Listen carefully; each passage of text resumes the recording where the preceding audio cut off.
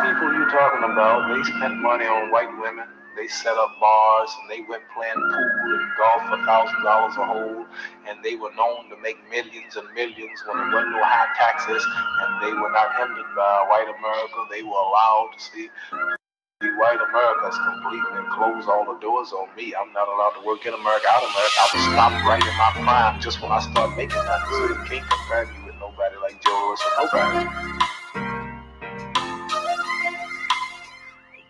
And if you are black, if you are brown, if you are indigenous, and if you are poor, this system is rigged and it is right to the core, and we gonna unbreak it. That's it. And that's all.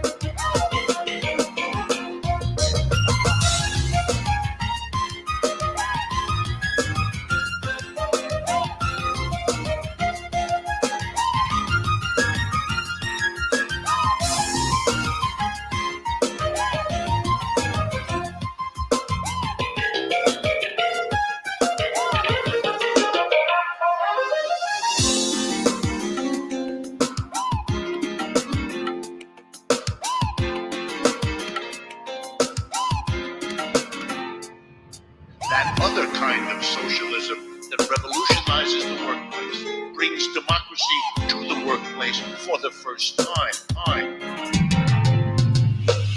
So that's one way. And then the other thing is, in my more optimistic days, he's such a perfect endpoint of everything that is toxic and dysfunctional about the United States, about capitalism, about the 80s, that maybe this is the final sort of disgusting burst before we evolve or change to something better.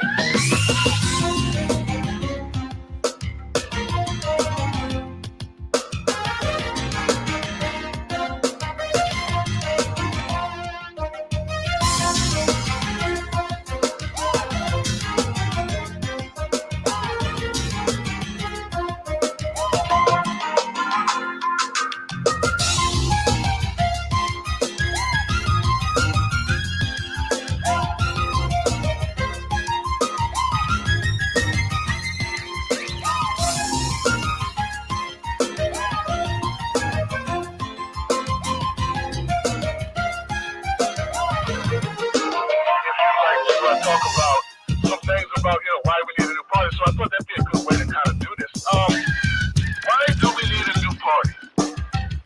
We need a new party because both parties suck.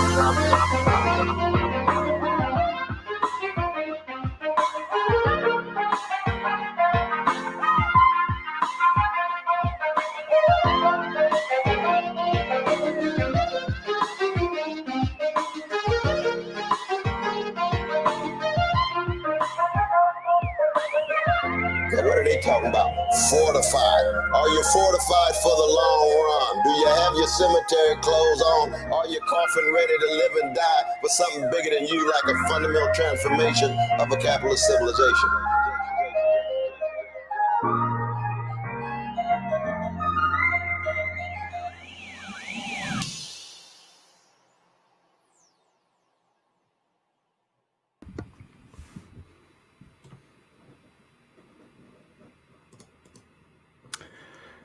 Hello, everyone, and welcome to Radical Democracy. I am your host, Kamali Rose.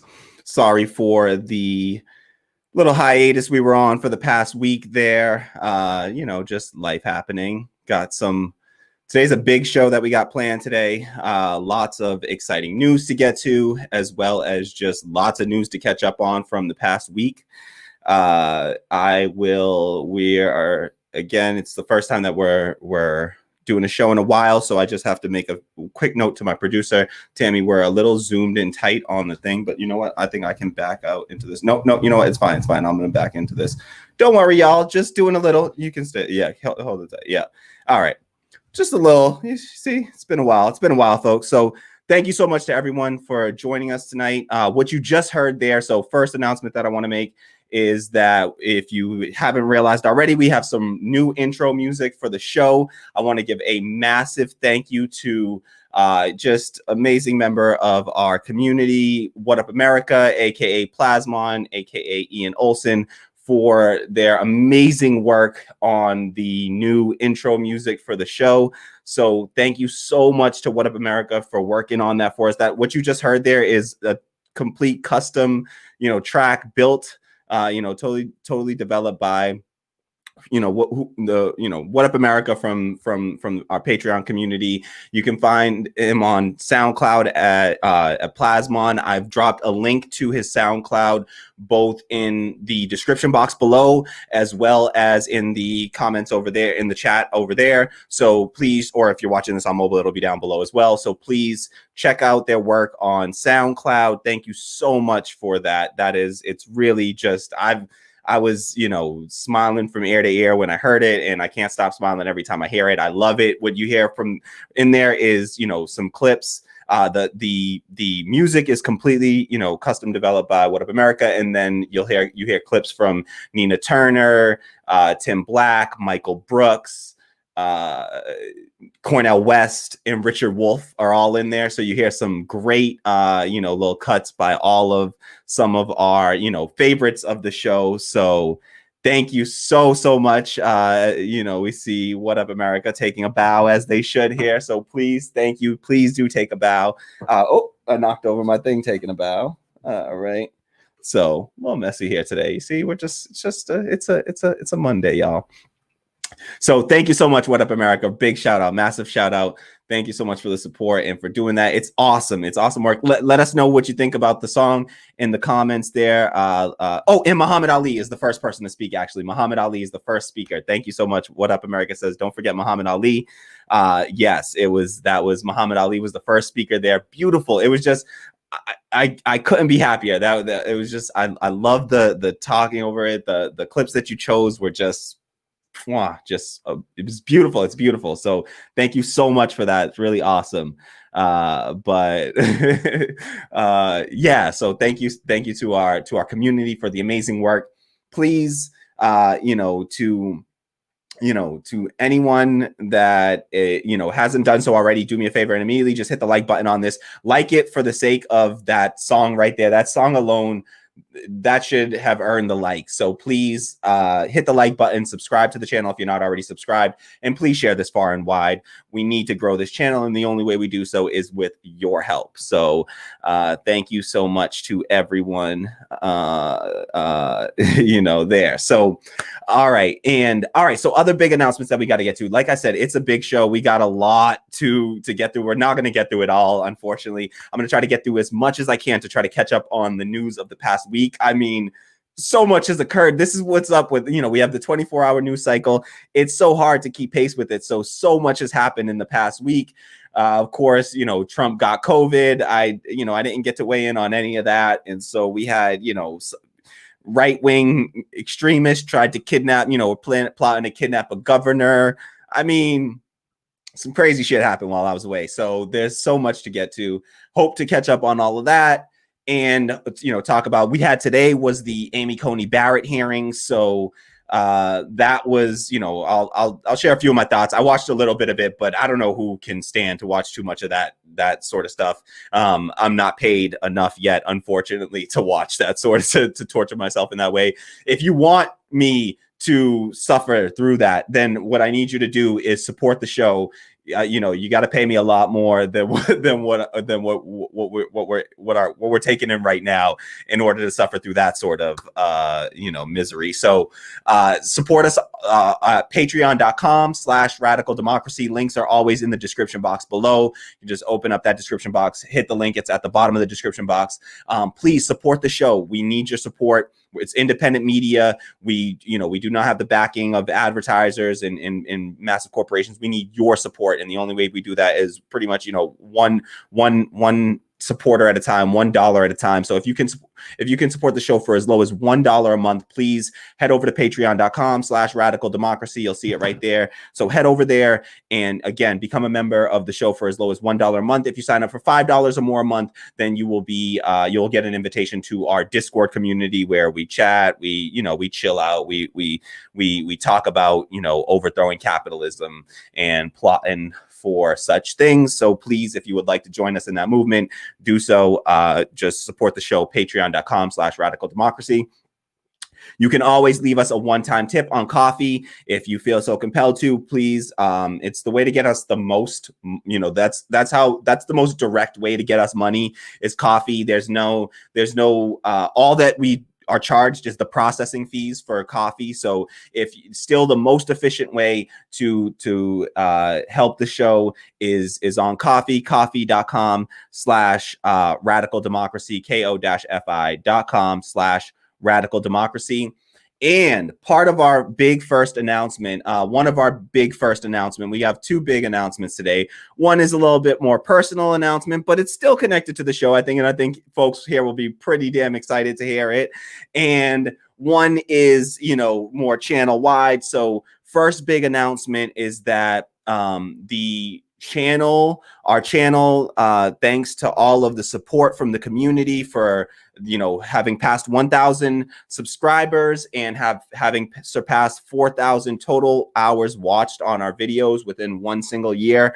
We have now qualified for YouTube's monetization. So we were allowed to submit an application. We were approved surprisingly after one day. We thought it could take over a month to get approved for monetization, but it actually happened in one day. And so we've now crossed the threshold. We can now accept super chats on YouTube. So I actually don't know if it's working right now.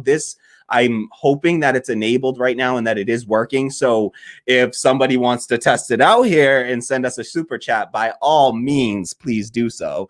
But please, so we hope to open up that, that gives us another, opportunity to earn revenue here on the show. So one of the second parts of that is that it also allows us to enable advertising on our videos now. Mark McKeever, our first super chat. Nice. Thank you so much to Mark McKeever. Awesome. Mark McKeever says, congratulations. Thank you so much to Mark. Sorry about that to my producer in the background. Don't worry about that, y'all. That was me messing stuff up. So thank you so much to Mark McKeever for our first ever super chat. That is awesome. Mark McKeever says, congratulations. Thank you so much, Mark. Mark's a Patreon supporter. Thank you so much to our Patreon community. You're just wonderful, beautiful people, and we love you all. And so thank you so much to everyone who supports, and thank you so much to Mark for being our first super chat. Super chats, I will pretty much make sure that every super chat comment, unless something goes awry, I will read every super chat comment out, no matter how terrible, as long as it's not just straight up violent hate speech, then I will read any super chat out. So if you want to get something, like I said, as long as it's not hate speech, then I will read anything. If you have a question, you have a comment that you want to make sure it gets seen, gets heard. The way the super chat feature works, for folks not familiar, it's just like the more you donate with your super chat, the more characters it allows you to type into the message, and the longer the message will stay on screen. People can sort of see all the super chats. It's pretty cool, actually. I'm seeing it in I use a software called StreamYard to produce the show, and we use a software called StreamYard. And I can actually see it here in StreamYard as well, the super chats kind of hanging out at the top. So it really highlights the message, for myself and for our producer and for folks in the community as well. So if you want to make sure something gets heard, gets seen, please, drop us a super chat. We really appreciate it. Helps to fund the show, to make it a possibility. So thank you so much to the community for supporting us to this point and helping us get to this point. It's a really exciting, milestone for us. This was our first really major milestone that we had to cross. And so we are super excited about it and couldn't have done it without you. Shout out to our producer, Tammy, for all the work that she does. It honestly, we would not have gotten here without her. So just a massive thank you to Tammy, our super producer, Tammy, for all the work that she does. And just shout out to everyone who is supports. I see you in the comments there, Oshi Fancy. Thank you so much for being here with us, Oshi Fancy from Twitch, joining us from Twitch. Always love to have you here, Oshi Fancy. So thank you so much for being here. And Oshi Fancy says, "Oh, snapping news. Yes, donate. Yes, please." So to everyone that can, please support the show. It's the only way we keep going. It's the only way we get to exist. So all right, we got one more big announcement to make here. And oh my goodness, I screwed up. Hold on. To make this second announcement, I was supposed to have a video prep, but I don't think that I have I'll have to load up 2 videos here. In order to make this next announcement, and I totally screwed up because I meant to blend. Oh no, I did. I blend them into one video. Hold on, I just got to pull it up. That's my bad, y'all. So just need the assistance of a video here in order to make this announcement. So one sec while I pull this up. All right. So second big announcement for the show is that I don't know how familiar folks are here with Tim Black, but Tim Black, I've done videos. I did a video covering his speech at the People's Convention. He was a speaker at the People's Convention. He is a very prominent figure in independent left-wing media. He says his show, and I believe it is the most watched Black left media, independent media show on YouTube. So he is a figure inside of Black left independent media. And as of starting last Friday, I am now the newest one of the newest members of the Tim Black team there. I've joined the team there as a content editor for Tim Black. So just starting last week, I've begun doing some content editing, video editing for Tim Black, host of the Tim Black Show on YouTube. For anyone that's not familiar, you can find him at TBTV, Tim Black TV on YouTube, the Tim Black Show. Most folks that have seen me and know me will know Tim Black. He's a much bigger independent left media figure, Black left media figure than myself. So he's somebody that I shouted him out in my intro video, and I've talked about him in the past as one of the inspirations for this show. And so it's a really kind of surreal thing for me and super exciting news for me to really share with y'all. So I'm just going to be doing some part-time, couple of days a week for his Thursdays and Friday live streams. I'll be taking those and then chopping it up into a bunch of 1-minute clips, for just finding the sort of juiciest 1-minute clips out of there for them to use on like Instagram, and I believe TikTok. So you'll find links to the Tim Black Show there, where you can find him on YouTube.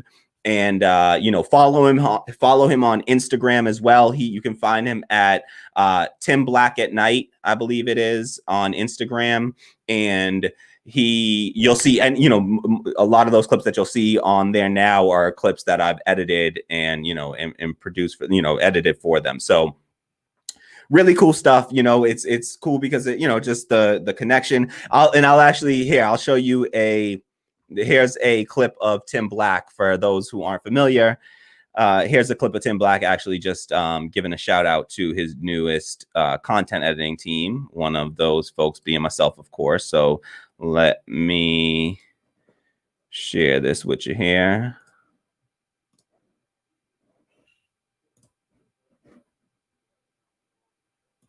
I want to give a shout out to my new editors who are assisting with the show. Kamali. That's me. Adrian. It's Andre. AD, right? Well, Kay's going to be mad at me if I'm getting this wrong. and someone jumped in and just started swimming named Ben. Ben sent me like 5 clips today. Like, it's like, Ben, what's up, dog? So, yeah. So, yeah. So I'm really excited about that, guys. I'd like to welcome Kamali, Andre, and Ben to the Tim Black Editors Group. Thank you so much for editing. They've been putting together short clips that we're going to be posting on Instagram and Twitter and TikTok. So thank you so much for that, guys. So there it is. That's my new boss right there, Tim Black. And so it's cool to just hear, somebody that is I'm a fan of the show. I've been watching Tim Black show for since at least 2017, I think, honestly, 2016, I believe.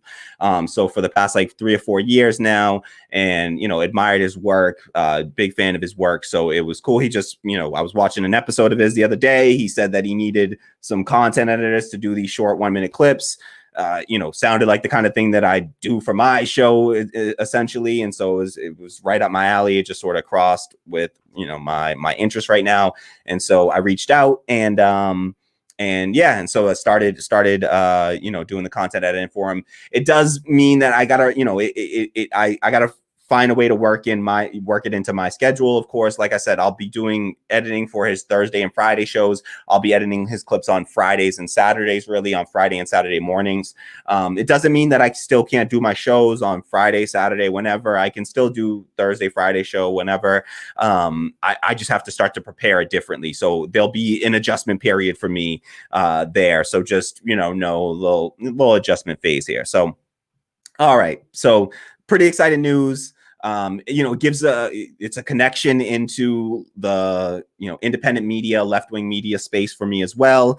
And hopefully it will grow and, help bring about other opportunities is what I'm hoping. So that is the hope there. And so I'm super excited to share that news with y'all. And, I'll let you know how things go. But definitely check out Tim Black's work and, check out his Instagram there and give him a follow, and you'll see some of my work there as well. So super excited for that. And then it also just makes me a better, it'll give me practice with my video editing. I haven't been doing a lot of 1-minute clips and shorter clips. So that's, something that I'll look into, as well as doing even shorter clips for myself. So, all right, let's get to it. We got a lot of show to get to here. So let's get to it. All right. Mark McKeever says, good for you, brother. That's big news. So happy for you. Thank you, Mark. Really appreciate that. It is really awesome news. And I'm super excited, super stoked. Tim Black is a really important voice on the left. And so I've literally said that from the inception of this show. Since the first video I ever made on the show, I called out Tim Black as one of the voices on the left that I would like to, be a part of that, that chorus of voices on the left, and personally named him because, as I said, he's an influence for the show. As literally, I can't, I guess Tim Black and Benjamin Dixon are, the two most prominent, Black leftists that I know. And, Ben Dixon, I think, is a little bit to the right of Tim Black, but, a little bit more, slightly more friendly to the Democratic Party. But I feel like I've watched Ben Dixon slide to the left as well over time. So happy to see that as well. All right. Jamal Thomas is another. Sorry, should have mentioned. Got to mention Jamal Thomas. He's another. I feel like him and Tim Black are in the same space as like leftists. They're both as equally far left. So, and that's where I sort of consider myself. I've slowly drifted from sort of where Ben Dixon was at over to where Tim Black and Jamal Thomas are at, sort of, more hostile towards the Democratic Party, and, just over time, just growing more cynical of the Democratic Party. So, all right. As I said, big show today. Lots to get to. So let's just get right to it. I'm going to try to keep this tight today. Had to get those big announcements out of the way. A lot of sort of catching up to do for our just, community stuff. So glad to get that all squared away. All right. So let me just, all right. Few things that I just want to run off the top. I think these are there's just a few things that I want to give my sort of thoughts on for stuff that happened over the past week and even today. That I don't necessarily have a segment prepared for today, but I just want to do like a quick thought sort of segment here and share just a few thoughts that I had. So first up is the vice presidential debate that happened. That was another thing that happened last week that I just didn't get to weigh in on. So just really quickly, few quick things on that. On the topic of the vice presidential debate, that was between Kamala Harris and Mike Pence. Everybody knows, but you know what? This is a debate that should have mattered in any normal situation. We have an election happening between the two. Whoever wins the next election will be the oldest president ever elected to, the oldest person ever elected as president of the United States, no matter whether it's Donald Trump or Joe Biden. And I'll share my thoughts very soon on who I believe. I've already given my prediction once, but I'll just really finalize and hammer that point home of who I believe is going to be winning this next election. But so this should be this should have been an important debate, because what you're talking about is two candidates who actually have the highest probability, essentially just judging by age and, just the way the cycle of life works. These are the oldest candidates. Their vice presidents, they actually do matter more than ever, because they're the most likely to need to step in of any, vice presidential candidate. So they actually, typically the vice president is just sort of this cosmetic position. You don't do much. It's not a position where you really have much power. It's not like you're Secretary of Treasury or anything like that. You're not setting policy directly or anything like that. Where the real power comes from is in the event that you need to step in for the president, in the event that they're not able to fulfill to discharge the duties of the office, as the 25th Amendment states. And I can weigh in on the 25th Amendment as well. But anywho, so this debate happened. I'm not going to rehash the whole thing. All I want to say is that I just wanted to point out that this thing should have mattered, but still somehow didn't. It was, it just wasn't. It had very low ratings overall. And there was, what came out of the debate the next day was unfortunate. I saw the one thing that stood out to me was this like Black Lives Matter BS that I saw coming out of liberal circles. I just want to make sure that, I call that out for the BS that it is. Please, liberals and my liberal allies, please do not, trivialize a movement that is begging for the rest of the world to recognize the humanity of a people. Please do not trivialize that, to make fun of Mike Pence, this clown Mike Pence. There are a million ways. There are just myriad ways to clown Mike Pence. You don't need to trivialize Black Lives Matter in the act of doing so. So please just, I thought that actually, shout out to my new boss, Tim Black. He had a really great take on this, and just making sure also, because the crazy thing was that while this whole Mike Pence fly on his head BS happened, he was actually talking about something substantive that should have been worrisome, which was saying that essentially systemic racism doesn't exist.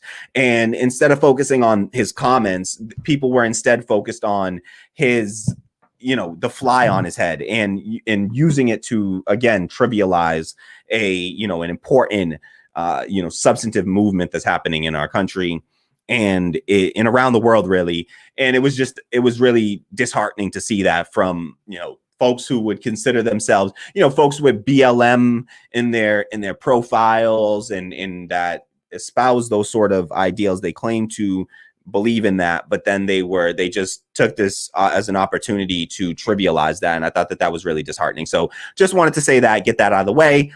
Other than that, it was a shame that people weren't talking more about Kamala Harris's terrible record coming out of this. I only watched. I watched it secondhand. I couldn't watch the whole debate. I just don't have. I can't. As a leftist who sits here and tells folks this stuff just isn't that important, and it's a shame. It should be important. This should matter. It just doesn't, because whether it's Pence or Kamala Harris, they're both these empty husks of, they're just waiting to be filled up with the whatever the bidding of their corporate donors are. And we all know what those things are. And they're largely the same things. So it was largely substanceless. And so Mike Pence actually had some decent hits on Kamala Harris over a record, but it's like, it's all fake because it's Mike Pence and he's garbage and he's a piece of shit. And we all know that. And so it's unfortunate because this is a debate that should have mattered more, but just doesn't in the grand scheme of things. As far as it impacts in the election, I think it has zero impact on the election whatsoever. So that's that. Also in the news last week, Trump got COVID. That was wild. I mean, the dude got COVID, and it seemed that there was a super spreader event out of the nomination ceremony for Amy Coney Barrett, who had the first of the committee hearings today. Something that I'll also get to in this, in these quick hits here, and. Trump is now essentially about a week out from being terribly ill with COVID. He's out doing public events now. So now Trump is out doing public events right now. And, most the rest of us are told, like, even if you come into contact with somebody who's, who tested positive for coronavirus, that you're supposed to quarantine for 14 days. But somehow the president of the United States out here just rolling around like a moron after having just been a part of this super spreader event where there was a point where there were more positive COVID cases coming out of the White House over a span of like that past week than the entire country of Australia within that same time period. So there were like 49 cases of coronavirus reported out of Washington, D.C., and like 35 of the 49 were out of the White House. So it's just this, it was this super spreader event. You got, GOP senators, 3 GOP senators testing positive. Kayleigh McEnany. What's the other? What's her name? What was she? Press secretary? What's her name? The blonde-haired other Trump lady that's not Kayleigh McEnany. Somebody will say it in the comments. Whatever her name is right now. I cannot believe it. Her daughter has been wilding out. And her daughter has been like calling out her bullshit. Her husband is like a never Trumper. I can't believe that I'm spacing on this lady's name right now, but whatever. You all know who she is. Trump sycophant, blonde hair lady, whatever. So somebody mentioned it in the comments and remind me. Kellyanne Conway, thank you so much to Brian Dew for Kellyanne Conway. Yes, and What Up America says yes, confirms Kellyanne Conway. So Kellyanne Conway got it. Like all these people that are these like they refuse to wear masks. They say it's all a Chinese hoax, the China virus. I love that. I heard that the president of China was calling it the White House virus, which I thought was good for them. Like so Xi Jinping was out there calling it the White House virus. So I thought that was a good barb there. So all these folks, Chris Christie, he seems like he got really sick and still might be. So just a wild thing. It was, Trump went into the hospital. He came while he was sick. He went and locked himself, in this hermetically sealed vehicle with these, Secret Service agents. And I saw somebody said, the Secret Service is supposed to catch a bullet for the president, not from him. And that was just like some dark humor there, but oh, nice. Shout out to FL for the super chat. FL, thank you so much. It's a super sticker. Oh, that's dope. Actually, it's not just a super chat, it's a super sticker, I believe. So super stickers are something else too that we're, something new that we're learning about there. So that's really cool. I love the rose represent, nice. I love that. So thank you so much to FL for that. Really appreciate that. Oh, huh? Oh, okay. So we just found out. So we're learning. Okay, it just says super sticker. That's annoying. Okay, yep. Okay, I accidentally clicked this. All right. So we're learning about how this stuff works. Unfortunately, we'll have to figure that out, because unfortunately, maybe I can somehow. No, I won't be able to. We'll yeah. Unfortunately, on our streaming software, I'll complain to them about this, but it doesn't show the actual sticker for us. It only says super sticker, and so I can't actually show the sticker. That's really annoying and really bad. Yeah, but it shows up in the chat, and folks will still see it in the chat. So thank you, and shout out to FL for the support. Thank you so much, FL. Really appreciate that. And thank you for helping us learn about this as we go. So appreciate that too. So. All right. So yeah, Trump had COVID. That was wild. Now he's out here doing public events. I think he's a moron. So just wanted to say that. We also had this morning, didn't have enough time to put together a piece on it, but we had the Amy Coney Barrett hearings begin. And just very quickly, just wanted to say that I think that this is just a travesty that this thing is even happening. This is the Supreme Court Justice, nominee set to take the place of Ruth Bader Ginsburg. And I watched about 30 minutes of probably at least 30 minutes of the hearings, maybe an hour actually, because I had it on double speed and I watched it for about 30 minutes. So I think I watched about an hour of the hearings. I watched Lindsey Graham give his opening comments. I watched Diane Feinstein, the ranking Democrat, and this is the Senate Judiciary Committee. So for folks that aren't familiar, with the nomination process, actually I can show you what the nomination process is like I can give you a breakdown of what that nomination process is like for folks that aren't familiar with the process. Here you go here. Why does this keep on defaulting to that? Okay. And so this is the process for nominating a Supreme Court justice. First, the president will, they say they usually consult with senators before announcing a nomination. We already know Trump already nominated Amy Coney Barrett. When the president nominates a candidate, the nomination is sent to the Senate Judiciary Committee for consideration. The Senate Judiciary Committee holds a hearing on the nominee. It says the committee usually takes a month to collect and receive all necessary records from the FBI and other sources about the nominee and for the nominee to be prepared for the hearings. During the hearings, step forward, during the hearings, witnesses, both supporting and opposing the nomination, present their views. Senators question the nominee on his or her qualifications, judgment, and philosophy. The Judiciary Committee then votes on the nomination and sends its recommendation, whether that the recommendation is either is that it be that it be confirmed, that it be rejected, or with no recommendation to the full Senate. And then the full Senate debates the nomination. This is when every senator sort of gets some time to then say their own part about it. And then the Senate rules used to allow unlimited debate. So a practice known as filibustering.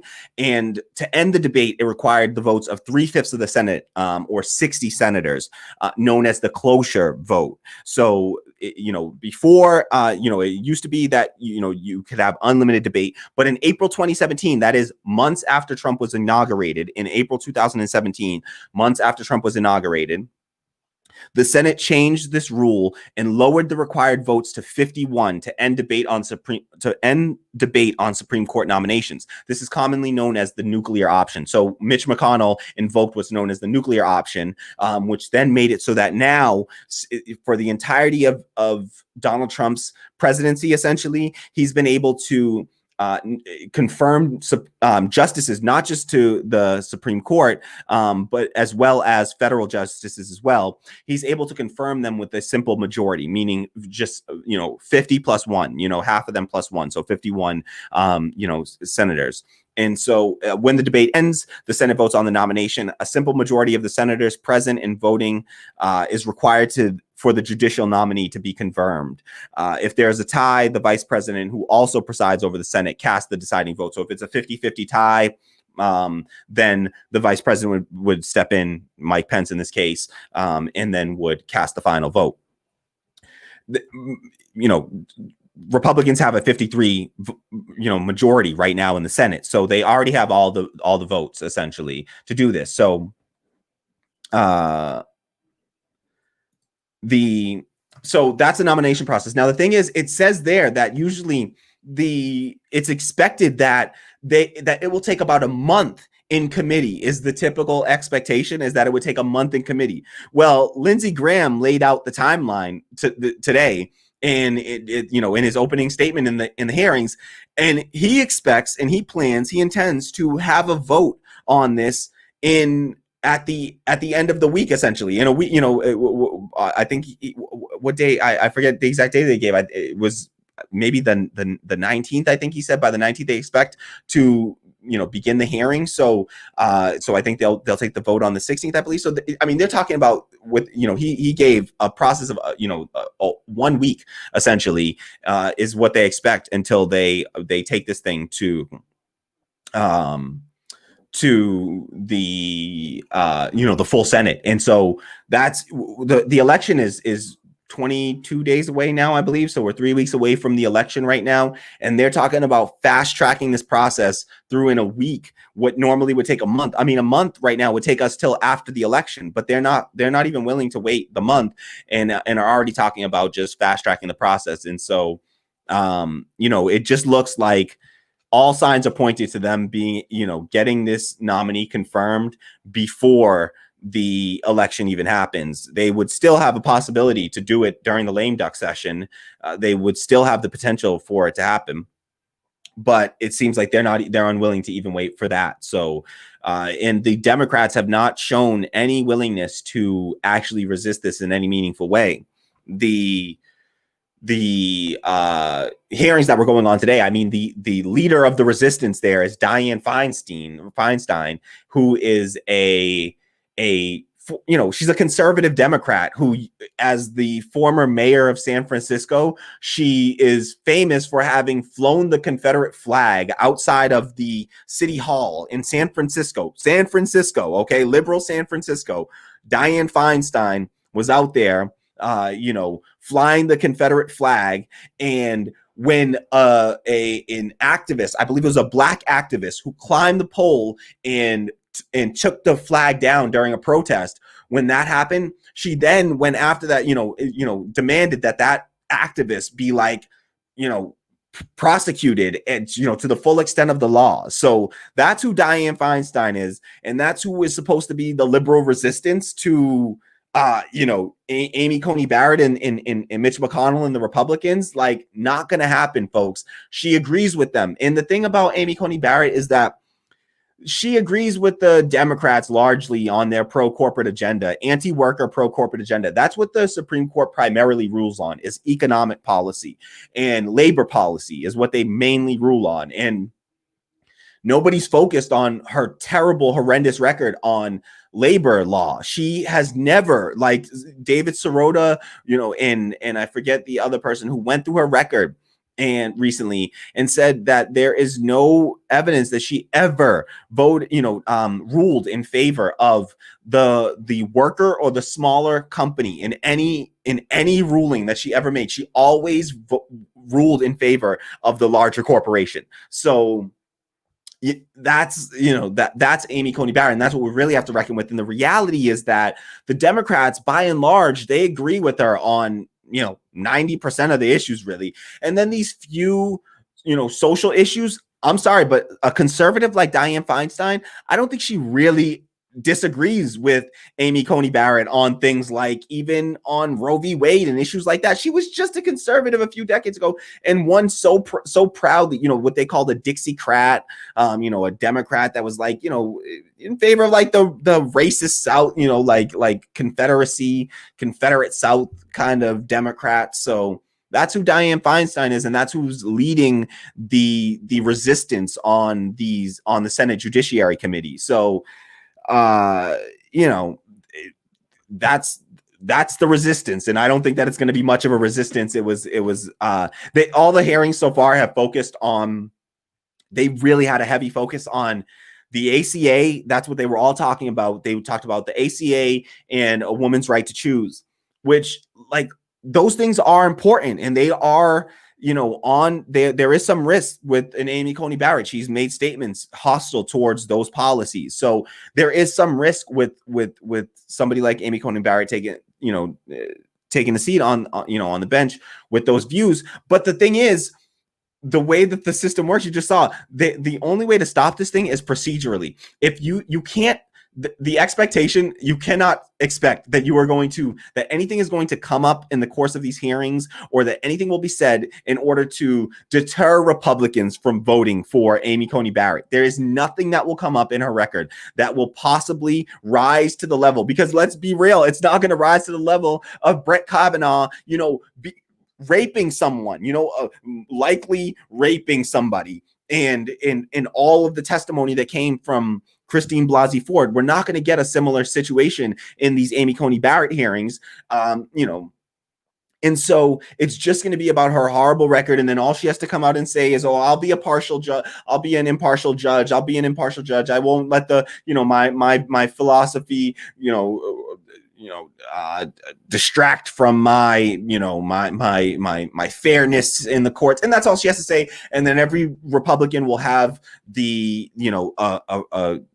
carte blanche and just a free pass to nominate her without any consequence electorally. So the idea that you're going to somehow either change a Republican's mind on this through these hearings is absurd. Is just downright absurd, based on what her disdain for the ACA and Roe v. Wade. You think that that's going to convince a Republican or a GOP, or not just convince them, or be an electoral threat to a Republican senator for voting to nominate her? Sorry, but no, those are things that are red meat to their base and will feed their base more. So when they frame this around social issues like they have already, then they're already ceding the fight. They're already giving it in to it's a losing fight that they're fighting at that point. And I think it's intentional, if I'm being real. I think this is deliberate. They know what they're doing. And they're not focusing on the economic issues and trying to make that an issue, which it should be. In any, they should be bringing up in the same way that the Gorsuch nomination really kind of ended up hinging in some ways. And the only thing that threw a wrench in it in any way, I feel like, was when it was found out that he had ruled in favor of a corporation in this case where a guy, like a truck driver, almost froze to death and had to choose between leaving some goods on the road and freezing to death. And mind you, he left the goods on the road. He left the trailer on the road, and he ended up coming back and getting it. None of the cargo got damaged or stolen or anything. And they still fired the dude for it. And the dude ruled, Neil Gorsuch was the only one that wrote in the dissent and said, this dude should have died. He should have stayed there and died. The dude's lips were turning blue and he was freezing and his lips were turning blue and he had no heat in the cab of this truck. And so he ended up having to unhitch the trailer and go drive for help or whatever. And he drove for help, got himself some help, and then came back and got the trailer. And Neil Gorsuch was like, no, you should have died, protecting that corporation's goods. And that was the only thing that shook up the hearing in any way. You cannot focus on these social issues and expect any sort of movement on in these hearings. And so I don't expect anything to come of that. And just wanted to weigh in with my quick thoughts on that. Those hearings will be going on for the rest of the week. Today, I think, was a shorter day, and then the next 2 days are expected to be longer days. They will just, go on, talking about how they are, they'll focus in on the ACA and they'll hold up pictures of individual people that have been harmed by the ACA. And again, it will do nothing for the actual vote as long as they continue to allow the process to continue at the pace that it's continuing at. And they don't make, if the Democrats don't raise an issue with the fact that this thing is proceeding within a week, a process that should normally take a month, and they don't make any issue about that when they're supposedly supposed to be resisting against this nominee, it will be so infuriating. And then they'll turn around and they'll say, oh, but it's all the fault of those Jill Stein voters, because if they didn't vote for Jill Stein, then Donald Trump went and got a chance to nominate a third person to the Supreme Court. And really, it's like, no, well, what about the people that we did vote for and that we did elect here that are in power right now? And they're doing nothing to actually stop this from happening. So we're 3 weeks away from an election. You can't stop this from happening 3 weeks. Tell me, does anybody think for a second that all situations reversed, that the Republicans would be failing to block this, all things held the same? You think that for one, the Democrats wouldn't even be getting if Obama and Biden did what the Republicans did and took the nuclear option when Merrick Garland was being blocked for 9 months. If they had just used the nuclear option, then they could have done it then, but they were unwilling, right? And so they will, and I'm sorry, actually correct myself on that. I think that if I'm correct, even with the nuclear option, they still, I don't think would have been able to, because I think the Republicans had a 51-49 majority. So I could be wrong about that. I apologize. I could be wrong about that. But anywho, they were unwilling to pressure them politically in any way in order to get Merrick Garland, pushed through, which would have at least, prevented the Brett Kavanaugh nomination from happening at least. And so they were unwilling to do even that. And that's why we're here. So let's just be real about that. All right. Let's get to some real stories here. So let me forge ahead here. First up is, all right. So, okay, Tammy.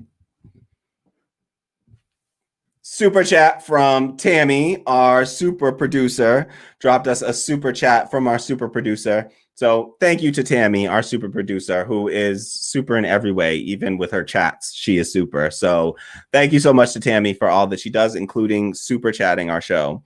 So thank you, Tammy. Appreciate that. Thank you, super producer. Thank you very much. Thank you. So all thanks. So yes, and new tip. So shout out to FL for tipping $5 on coffee. Thank you so much. And I think the comment there is, no fee support. Yes, absolutely. So thank you so much for that. Though coffee is still, like we mentioned at the top of the show, the best way to get funding directly to us. It takes the least away from us on coffee. So there's like pretty much no fees except for payment processing fees on coffee. But Patreon's no, there is for the credit card processing fees, I believe, from the Stripe charges fees. It's not coffee that's charging any fees, but trust me, let's debate it after. But like I said, so no fees taken by the coffee platform is what we can agree on for now. So,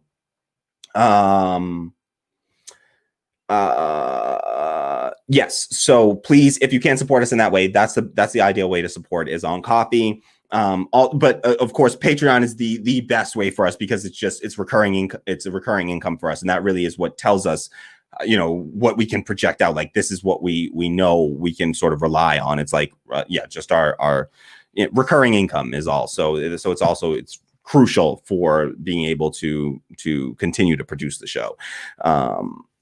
And yeah, so please, if you haven't done so already, do me a favor, hit the like button, subscribe to the channel, and share this out. We gotta continue to grow the channel and the platform, the show. So we need your support in just sharing this out, letting more people, getting more eyes on it. I need to do better about tweeting out when I go live, because I've been slacking on that. What's up, Shin? I see you in the comments, just saying what's up to Shin there. And I see Brian. Thank you for that comment earlier, Brian. And what up's in there? Thank you to everyone for being here and for chatting with us here. So, all right, let's get into some stories here. First up is, let's just get this prediction out of the way. So I've already essentially made this prediction once, but I am going to make this, and I've had this queued up for a week, so it's annoying because I wish I could have, but I'll use I have an old clip. It's called Debate Thoughts and Election Prediction. And that there I shared my prediction that night. That was like almost 2 weeks ago now, I think, that I gave my sort of an unofficial prediction on the upcoming 2020 election, but I am ready to call it at this point. So this is my official 2020 election prediction. I am calling the election for Joe Biden. Joe Biden is going to win the 2020 election. You can hear me now, quote me later. I don't care what happens, between now and then, short of Joe Biden. I will give one caveat to this, which is Joe Biden's health. If for some strange reason, not strange, it wouldn't be that strange, but if for some reason Joe Biden's health took a major turn for the worse. That is the only situation that can deter this. Short of that, it is almost already fully over based on just early voting already. Really, I think that it's already, Donald Trump has already dug such a hole that there's a chance that he's already, literally already lost the election. But I can tell you right now, I'm calling it. Joe Biden will win the 2020 election. He will beat Donald Trump. And this is coming from me, a somebody who has been no fan of Joe Biden. I have not hid that fact whatsoever. Listen, I've already voted. I cast my vote. My vote's been cast. I did not vote for Joe Biden. So let me just make that clear as well.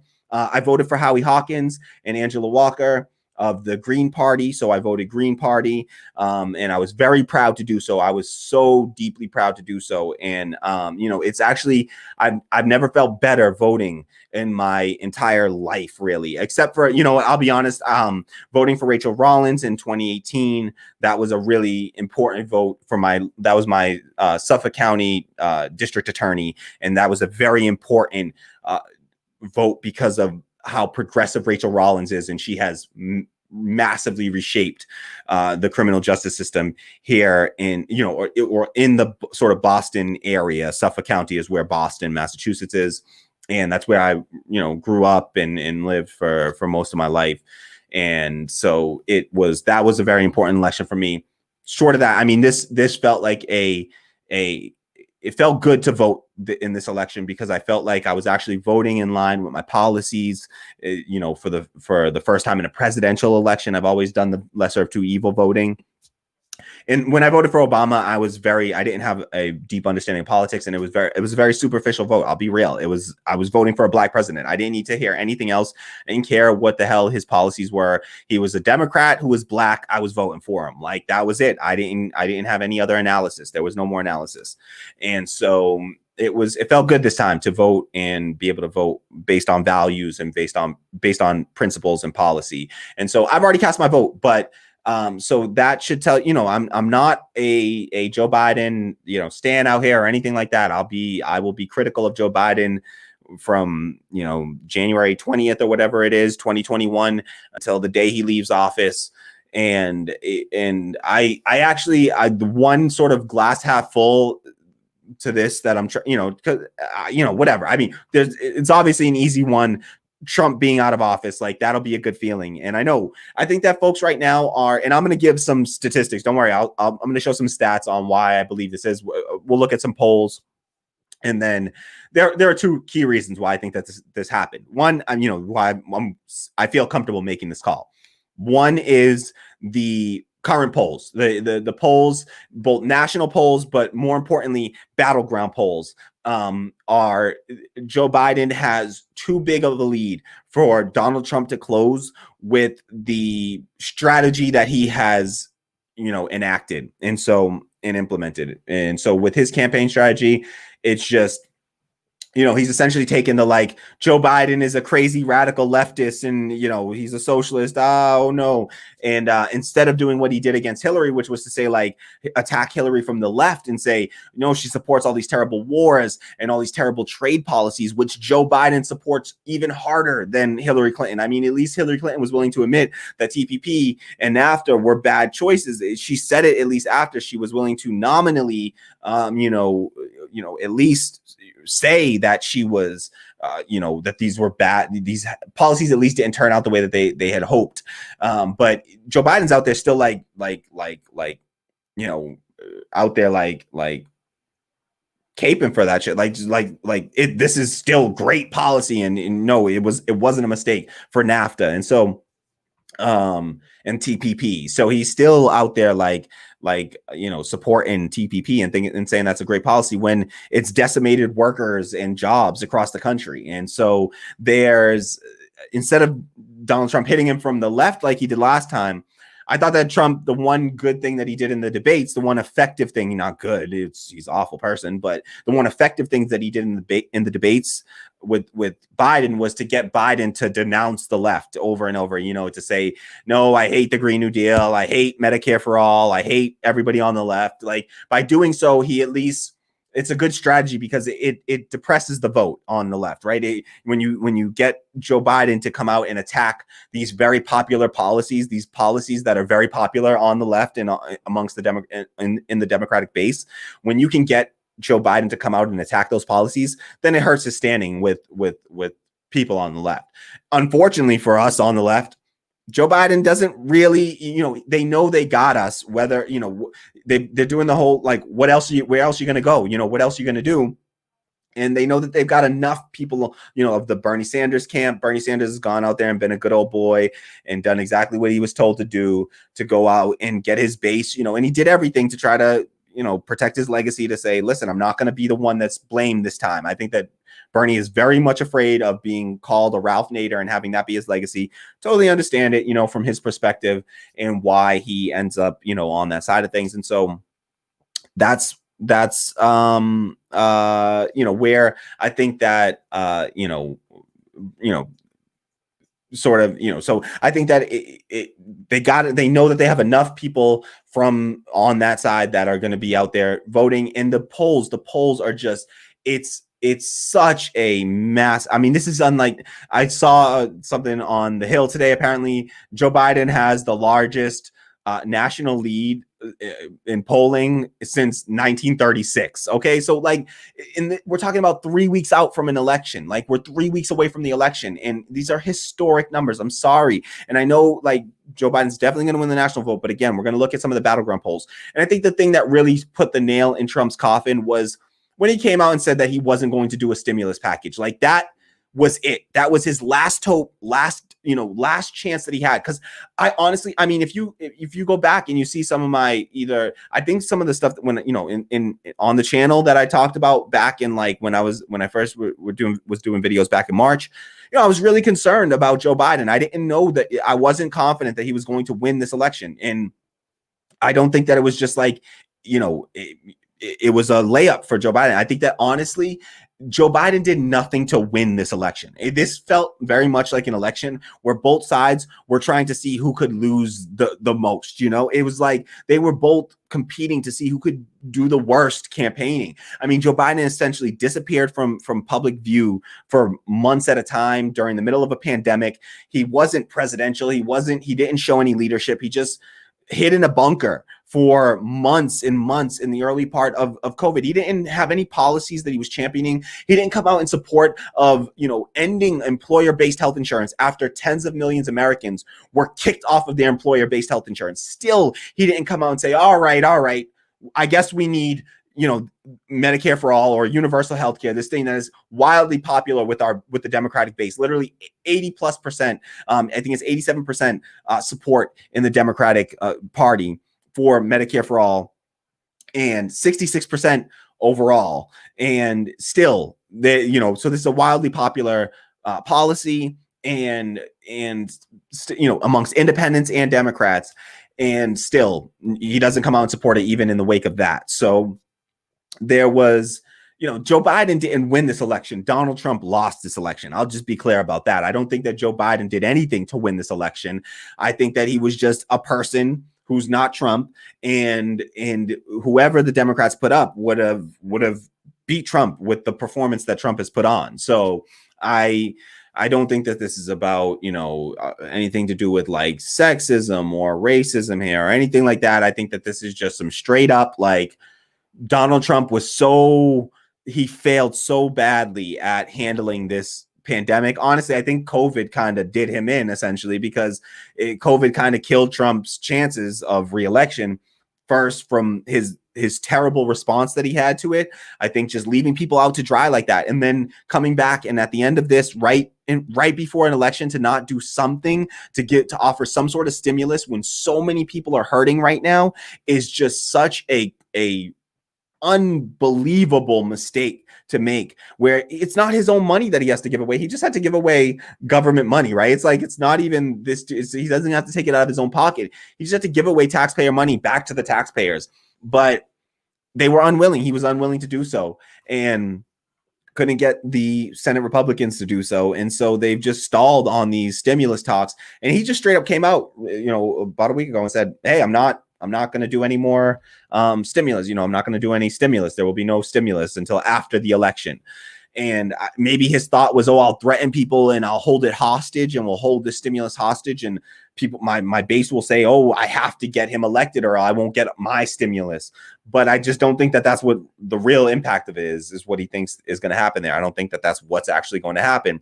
So let's just take a quick look at some of these polls so that you can see what I mean when I say that this is a historic lead that Biden has taken at this point. So let's take a look here. We're going to look at two sets of polls. We'll look at the national polling as well as the battleground states as well. So let's take a look at that. First, we'll look at the national polls. And I'm looking on Real Clear Politics. So the polls that we're looking at are from Real Clear Politics. This is an averaging of polls. It's not just one poll. So we're not going to look at one single outlier poll. We're going to look at the averaging of a group of polls. And so we're looking at, it's not helpful to really look at one single poll individually. You have to look at the average of polls over time. And that's the way that you really read polling. And so to everyone, I know, folks, let me put out the disclaimer here. Everybody's nervous about polling, and everyone will say like you can't trust the polls 2016, but go back and look at those polls in 2016. The polls were pretty damn accurate. Hillary, they were Trump was within the margin of error to beat Hillary Clinton. That's what happens.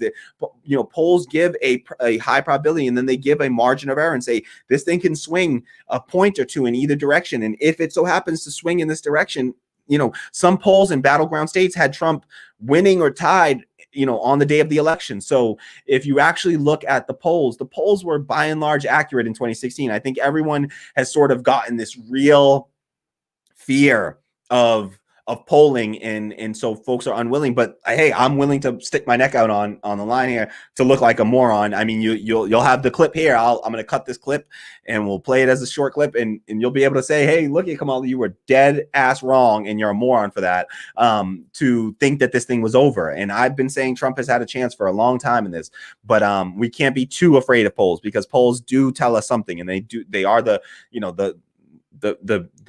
only sort of information that we have to sort of base things off of right now. So let's take a look at these polls. Do you want to cut in, Tammy, before I do the polls, or? Okay. All right. Sorry. I thought my producer was signaling me there. All right. So we're going to take a look at, first up is the national poll on, this is national on Real Clear Politics. So, and again, these are the average of a bunch of polls, and so that's what the Real Clear Politics average of a set of polls. So not just one single poll here, folks. All right. So first up, this is Trump versus Biden in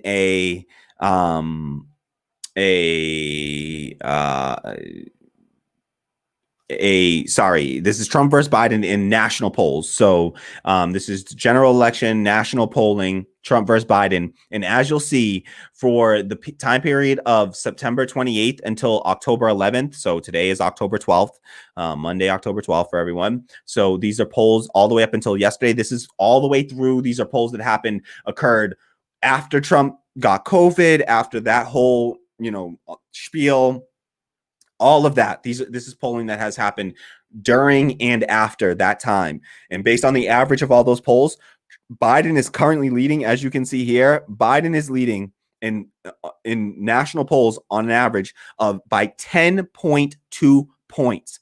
10 points. He's beating Trump 51.8 to 41.6 in the average of all these polls. Some of these polls have Biden by 13 points, Some have them down as low as by 5, but on average, we're talking about a 10-point difference, and the lowest one being a 5-point lead right now, 3 weeks out from the election. And of course, now this is national polling. That's not how elections work. Elections work by, state by state, right? So that's how our elections work here. So instead of just looking at the national lead that Biden has, which again, this is a historic lead. We're talking about the largest lead in polling since 1936. Okay, so the largest lead in polling this stage in the race, and I think at polling at any time taken in over the course of the election, largest lead, since 1936. So 10.2 points for Biden here versus Trump. Now let's take a look at some of the battleground states and just take a look at some of the, we'll just flip through a bunch of the battleground states here, and we will see what some of these battlegrounds look like now as well. All right. So next up is, all right, so we'll take a look at some battlegrounds here. Give me a sec.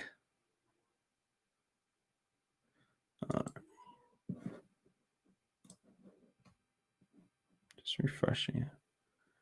Okay.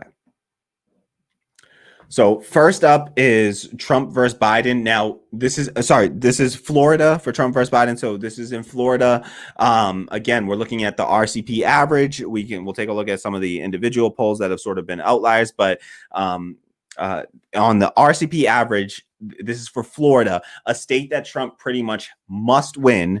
So Trump has to win Florida. Right now, polls average polling has Biden leading Trump by 3.5 points. Now that's a closable lead. That's something that can be within, that's getting close to within the sort of margin of error now on polls. And so there will be, it's certainly something that isn't like in the bag for Biden or anything like that, but it is significant that this is a state that Trump really needs to be winning.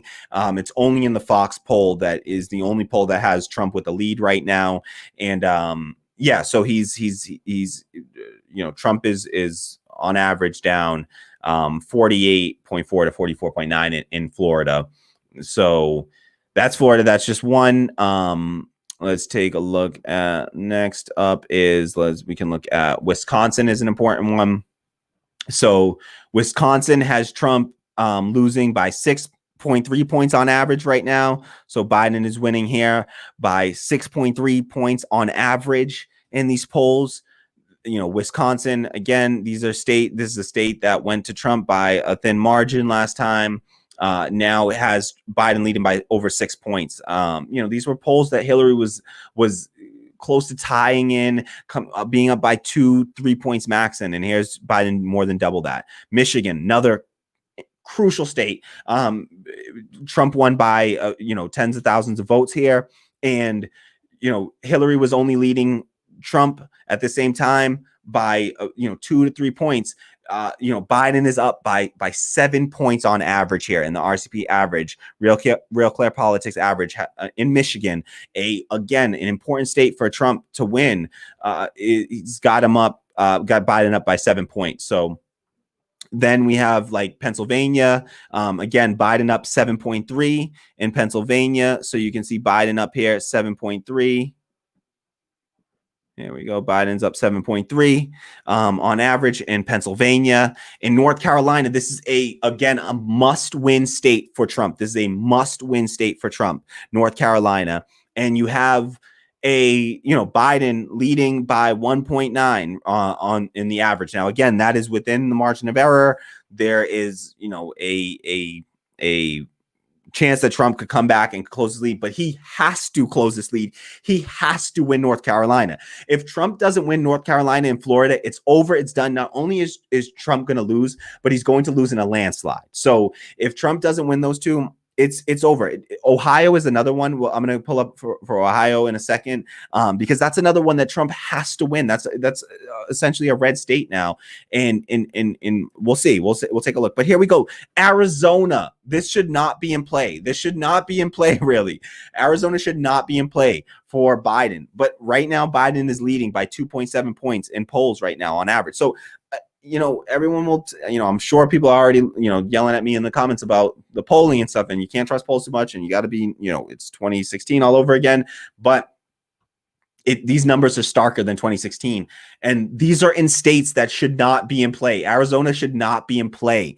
Biden has a an actual chance to win in Arizona. This is like no longer like BS. Oh, maybe we'll win. We'll turn Texas blue nonsense. No, this is real. Like Biden has a very real chance to flip Arizona blue, in which case it's over. It's over. If Biden wins Arizona, it's not just going to be a win, it's going to be a landslide. So, and at this stage, I honestly believe the question is no longer if Biden will win, but how much Biden is going to win by. Sadly, listen, I'm not a Biden stan, so I just got to put that disclaimer on that as I say that. So one more battleground state I wanted to show you was Ohio.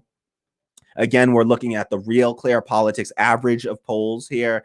And in Ohio, a must-win state for Trump. This is supposed to be a red state.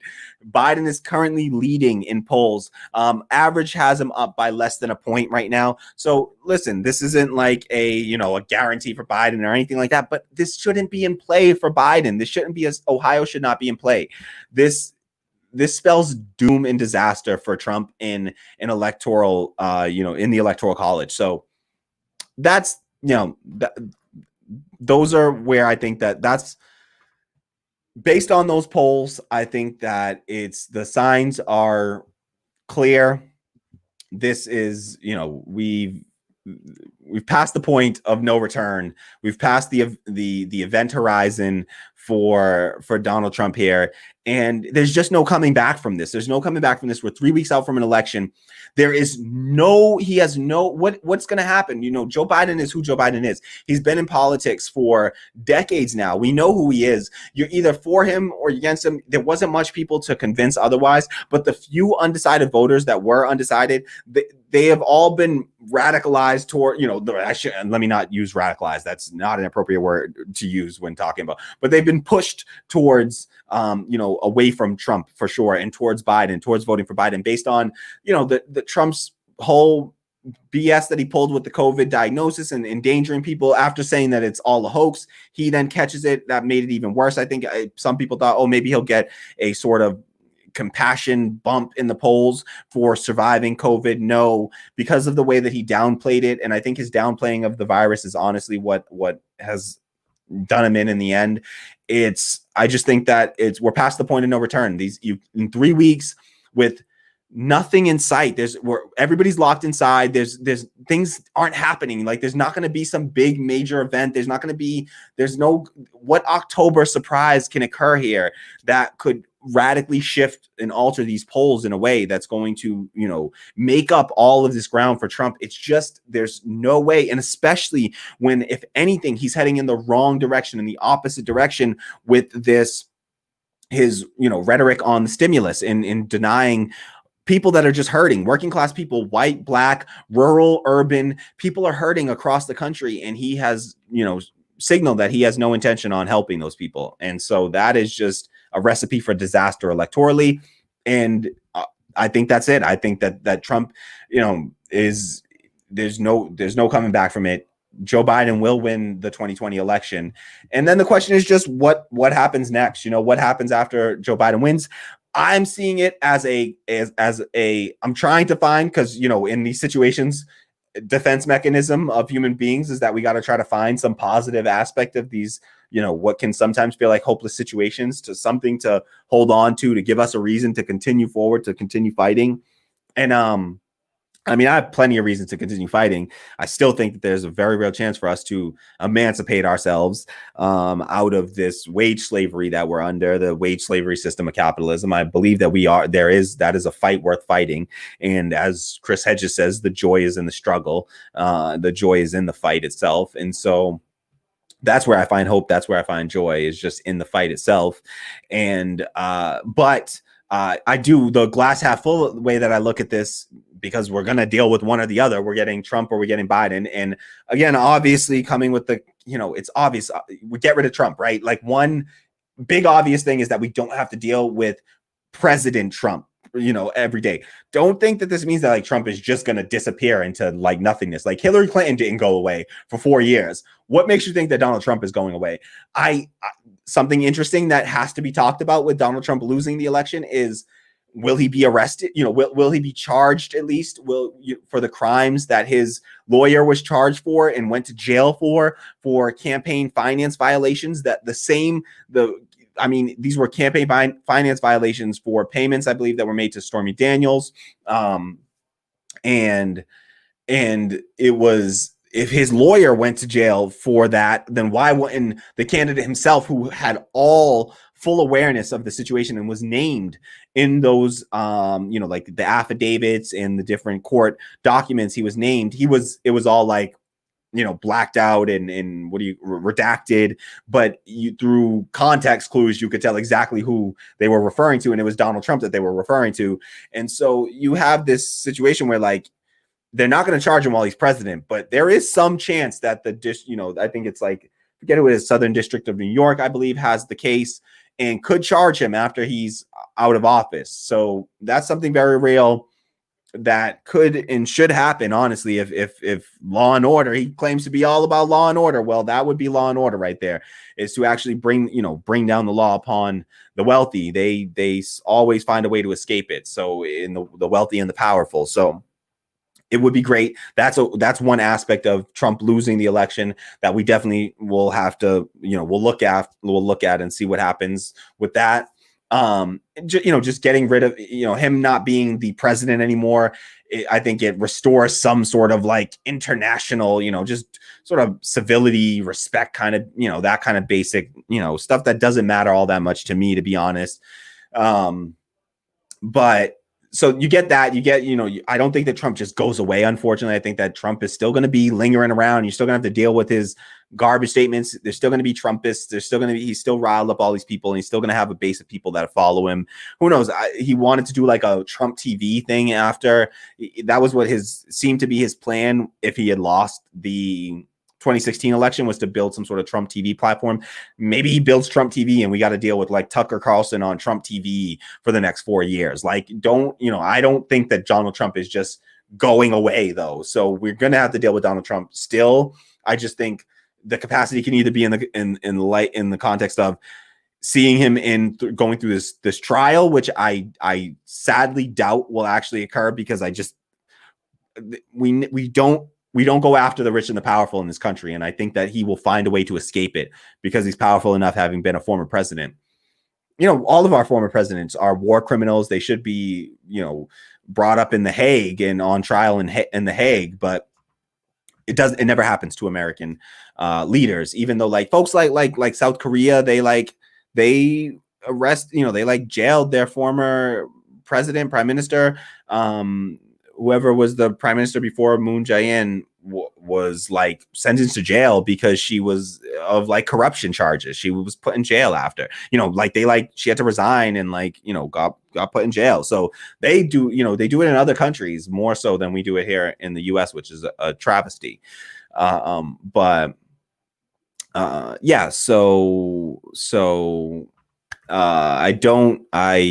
think with Trump, the other thing is, the other thing to watch out for is just like, from a left perspective now for Biden is, I think that, and this is sort of the glass half full, point for me, is that I think it, at the very least, I feel like I'm hoping that this at least puts us in a place where now, because Trump's out, I can regain sort of the alliance on the left with other leftists who are, I think the left has sort of split right now in between folks that are in favor of sort of the vote for Biden, and then we're going to push Biden left strategy. And then the folks that are like, I'm done voting for the lesser of two evils. I'm voting green or not voting at all. And I think that it has caused some rift on the left where, for one, I just have a wildly unpopular opinion as someone who is voting in the Green Party. I mean, look at the percentages of people that are voting in the Green Party, and you'll see that it's not a popular opinion. So it doesn't help this show to grow necessarily to hold these opinions, unfortunately, but I just got to be real. I got to be sincere and genuine. I'm not going to lie to y'all or put on some false persona. So I'm just being who I am, and you got to, do with that what you will. But I think that at least it will allow us on the left now to reunite in our fight against, Joe Biden, since we're sort of split right now in between. There's a set of people who are like, you can't criticize Joe Biden and Kamala Harris until after the election, and then that's the only time you can criticize them. I hope that those folks will stay true to their word and will criticize after the fact. I know the real leftists will, but there's a set of liberals that I'm not too confident will actually be out there fighting alongside us any longer. But at least all of my brethren and sistren and my family, my siblings on the left, I think that will be able to find common ground in our fight again and focus in and say, all right, well, we can all push from the left, the president, in a consistent way. And so I that's sort of my glass half full, is that I think that it will allow us to, we won't have such a rift on the left. We'll all be focused on like, all right, we know we can now focus on Biden and Biden's, horrible policies and whatever he's not doing, and pushing Biden to the left. And also just like, not having to deal with like the Trump shit every day. Like it gets to be tiring for everyone. So, all right. Do we have any comments we want to get to? Brian Dew says, agreed. People forget how high voter turnout was in the midterm in 2018, 53.4% compared to 41.9% in 2014. People don't like Biden, but they will vote against Trump. Exactly. I think that I think we're going to have historic levels of voter turnout this year because of the mail-in vote. So I do think that we're going to see those numbers increase even further. And people are really fed up with Trump. And I understand, who the hell wouldn't be? I mean, the dude is just, it's exhausting. He's an exhausting president to have. And it's just every day with his BS. And so it's too much to take. I totally understand people want to be done with that and move on from that. I just want everybody to still maintain the same level of frustration with the system, because the system isn't changing just because we switch out Trump for Biden. The same system is still underpinning this entire thing, and we still have to change the system. It's the system that needs to be changed, or else nothing changes for the masses of people. And so, yep, totally agree with Brian there. Mark McKeever says, this is 2020. I'm not going to get too comfortable yet. Need a landslide for a majority of naysayers to admit defeat. But Trump will not concede and will take his frustration out on us somehow. Yeah. So Mark McKeever's pointing out that, we need a landslide in order for there not to be like some, that there's going to be a set of folks on the Trump, in Trump's base, that no matter what the hell happens, if Trump does not win this thing, they are going to lose their shit. And let me be real. I mean, there's a set of people that will lose their shit if Biden doesn't win this. They'll say, that it was all fraud and this and that. I mean, just recently, Biden even said that the only way that he'll lose this election is if there's chicanery, which is not a word that I love, but I looked up the root of it, and it doesn't seem to be, have any sort of messed up background to it, but origin to it. But he said that there will be, unless there's chicanery in the 2020, in the mail-in vote, essentially, or in the election, then he thinks he'll win or whatever. But that's like casting doubt on the election, and just like Trump is, and what we say, like Trump is being dangerous and endangering our democracy by casting doubt on it. And Biden was doing the same shit by saying like, oh, the only way that I'll lose is if there's some BS happens with the ballot counting. It's like, how is, it's definitely different than Trump's rhetoric, which is definitely to the right and even worse. But it is still, has the same impact, has a similar impact to that. On that point as well, on Trump not conceding, Mark saying that, you need a large victory for Trump to concede. I do think that, honestly, I don't know what to expect of this. I can't make a prediction on this. I know that he's going to have to concede. He'll concede one way or another because of the public pressure, because we'll all be out there. Like, there's no way we're all going to sit by while our democracy is, ripped away from us by one person. Like, it's not going to happen. There will be that will be the most massive protest we've ever seen in this country if Trump refuses to leave office. I just don't think that's going to happen. He's going to leave. The process will play out, and as long, as long as it's, you know, there's no like, you know, it's as long as we're not like going and having this thing decided in the Supreme Court in any way or anything like that, I think we'll be fine. That the process should play out, and Biden will have more votes, and that's the way that it'll end. Some swing states, some key swing states, people have to be mentally prepared for. They're not allowed to begin counting ballots until after the polls close. So for Michigan, Wisconsin, Pennsylvania, those states are not allowed to begin counting mail-in ballots until the polls close. Many states, my state, Massachusetts, they're allowed to count before then, so they can count the ballots anytime they're received. And ballots have already started to be mailed in. Like I said, I've already cast my vote, and ballots are already being mailed back in and being received. And so in our state, they can count them right now. And by the time that the polls close, they already have a large set of the vote. And this is going to be a historic number of mail-in ballots because the pandemic. People are not going to be as comfortable going to vote in person this year. And so we've seen a massive expansion of mail-in voting. And there will be nothing like this in history. The amount of mail-in ballots needing to be counted on election day, there is just more steps to counting the mail-in ballots. They have to pass more checks, unfortunately, because of the like inner envelope, outer envelope is the signature on this envelope, and there's just an extra set of rules to because of the way that the envelopes are received. There's again an outer and an inner envelope, and so it's just more steps for it to more places for error to occur, and so the process actually takes longer to count the mail-in ballots, and.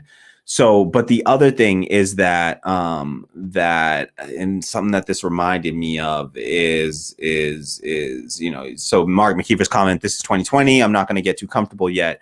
Need a landslide for a majority of naysayers to admit defeat. But Trump will not concede and will take his frustration out on us somehow. Yeah, it had reminded me of something else, but I'm spacing on what my other comment was. I really wanted to mention. Sorry. Give me 1 second here because it was something.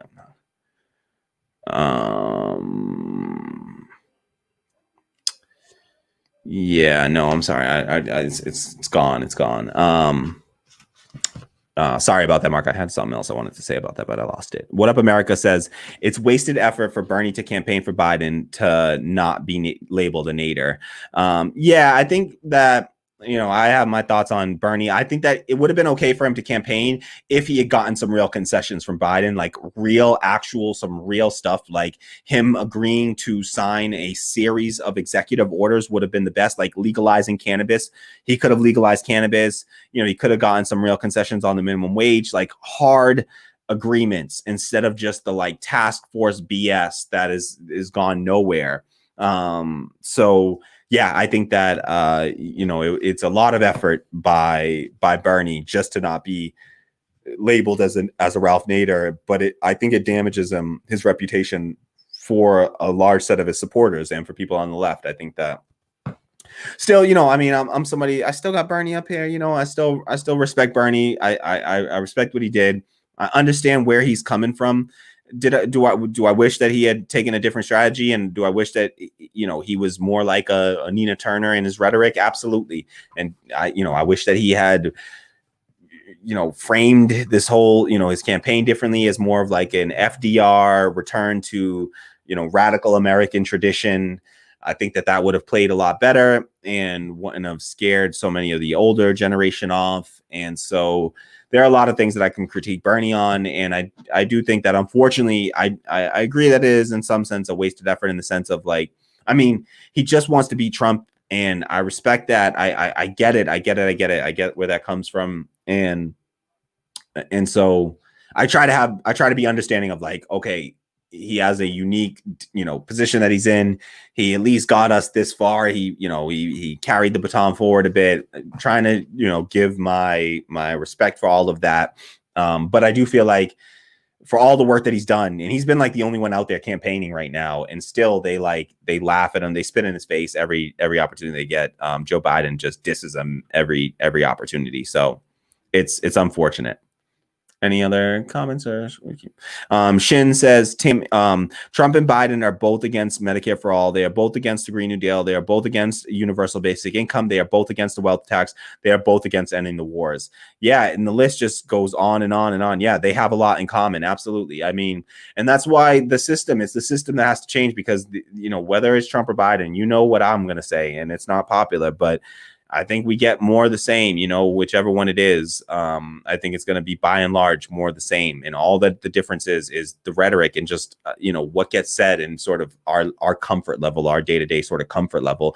But the reality for the masses of people is they're going to be suffering just as much under Joe Biden as they would under Donald Trump, because, it's still 50,000 people a year are going to die without access to, without health insurance. And, half a million are going to go bankrupt from it. And that still will continue on. It happened under Obama, Biden, and it's going to continue under Biden, Harris. So I just don't expect any real change in that realm. So that's it. That's my prediction. Trump is going to lose this election. It's not that Biden won, really. It's just that Trump has lost it, and he's done everything in his power to lose this thing. And so, yeah, we're going to get Joe Biden as the 46th president of the United States. And we're going to have to figure out what to do with that. And I think we'll have a long, arduous fight ahead of us on the left. But I look forward to being able to move past this,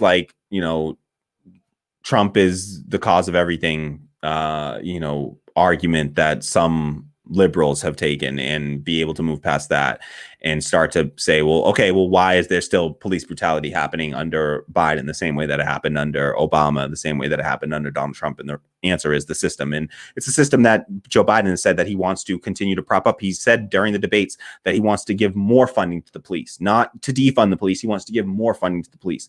We know what needs to happen. Defunding the police is the only thing that will even put a dent in police brutality. Anything short of that will do nothing to change it. And so nothing's going to change. There's still going to be acts of police brutality every single week on the damn news. It will never end until we actually fundamentally change the system. So who we vote in next election is not going to make a difference for that, unfortunately. Again, hear me now, quote me later.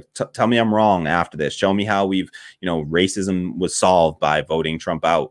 I'm not saying that I'm not going to be, slightly breathe some sigh of relief that Trump is gone. It's just that I just don't want people to get caught up in thinking that that's the end of the fight somehow, and not just the beginning of it.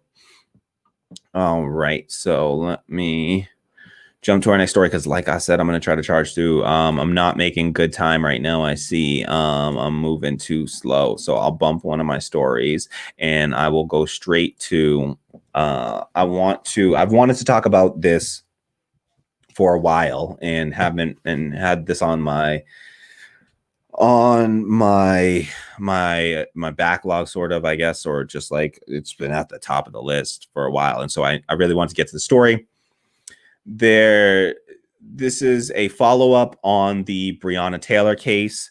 There was an interview on Democracy Now! That I watched recently, and it was with a reporter from Vice News who's been very closely covering the story. And they uncovered some body cam footage from the night of the Breonna Taylor murder. And it was originally, said by police that there was no body cam footage for that night. And it was later discovered that while the initial team that committed the raid and the murder themselves, while that team didn't wear any body cams, the officers that responded after the fact, the SWAT team and the local police that responded after the shooting occurred and the murder occurred, they did have body cameras on. And so what we're going to see in this clip is we're going to see this interview with this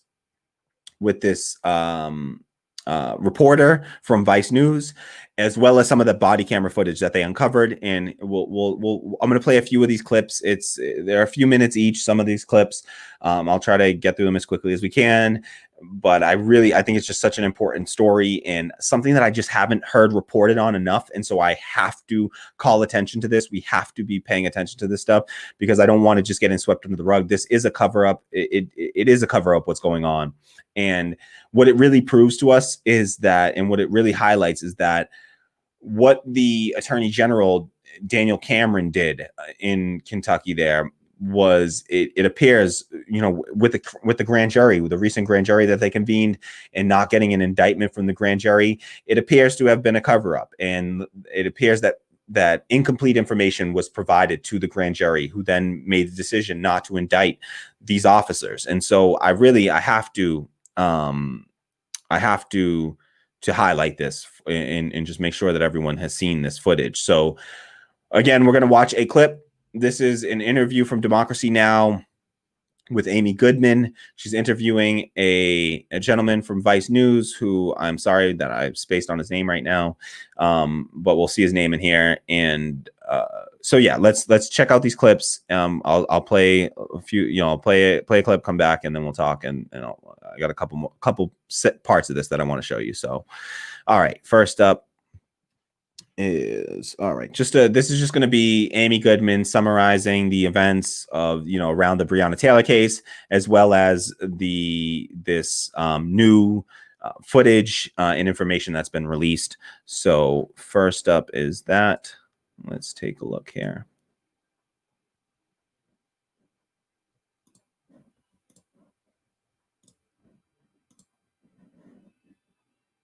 This is Democracy Now!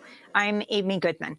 After nearly 200 days of protests calling for justice for Breonna Taylor, the 26-year-old African-American woman shot to death in her own apartment by plainclothes Louisville officers serving a no-knock warrant, new evidence is raising troubling questions about the integrity of the crime scene after the raid and the investigation that followed. On Thursday, a grand jury failed to charge any of the 3 white Louisville police officers involved in the killing of Breonna Taylor with her death. Kentucky's governor, Louisville's mayor, have joined calls to release the grand jury transcripts. Vice News has obtained body camera footage from Louisville Metro Police Department officers and SWAT team members from the night of the raid that raises questions about the investigation. On Saturday, Vice posted a clip that shows former Detective Brett Hankison, one of the 3 officers who fired their guns and the only one now facing charges. He's facing charges of first-degree wanton endangerment for gunshots, not that hit Breonna Taylor's apartment or her, but that hit a neighboring apartment. In the footage, Hankison can be seen entering Taylor's apartment while investigators are there examining the crime scene. At one point in the footage, Hankison asks about a shell casing on the ground, saying, "That's theirs?" before an unidentified officer tells him to leave until the PIU, the Public Integrity Unit, arrives. This is the clip. That's theirs? No, it's ours. It looks like theirs is in there. But I'd back out until they get PIU in here. So I seen that there and again, visible. We did not see it. Video footage also shows Detective Hankison lingers in Taylor's apartment even after he's told to leave the scene of the active investigation of an officer-involved shooting in which he is one of the officers. It also shows that none of the officers who were part of the raid got separated or paired with an escort. This comes as a ballistics report from the Kentucky State Police was unable to determine that Taylor's boyfriend, Kenneth Walker, shot Officer Jonathan Mattingly, as he has been claimed to have done by the Kentucky Attorney General, or if Mattingly was hit by friendly fire. During the raid, Walker fired a warning shot at the front door and said he believed it was a home invasion. He didn't know who was raiding his apartment. He even called the police to ask for help. He has a license to carry firearms. Meanwhile, the footage from the body cameras appears to corroborate several parts of Walker's testimony. Walker says when officers arrested him, they threatened to set a dog on him and told him he'd spend the rest of his life in jail. This is a clip from the body camera footage of his arrest. Walk straight back or I'll send this dog on you. Walk back to my voice. Walk back or I'll send this dog. Walk back to me. Keep on walking. Walk now.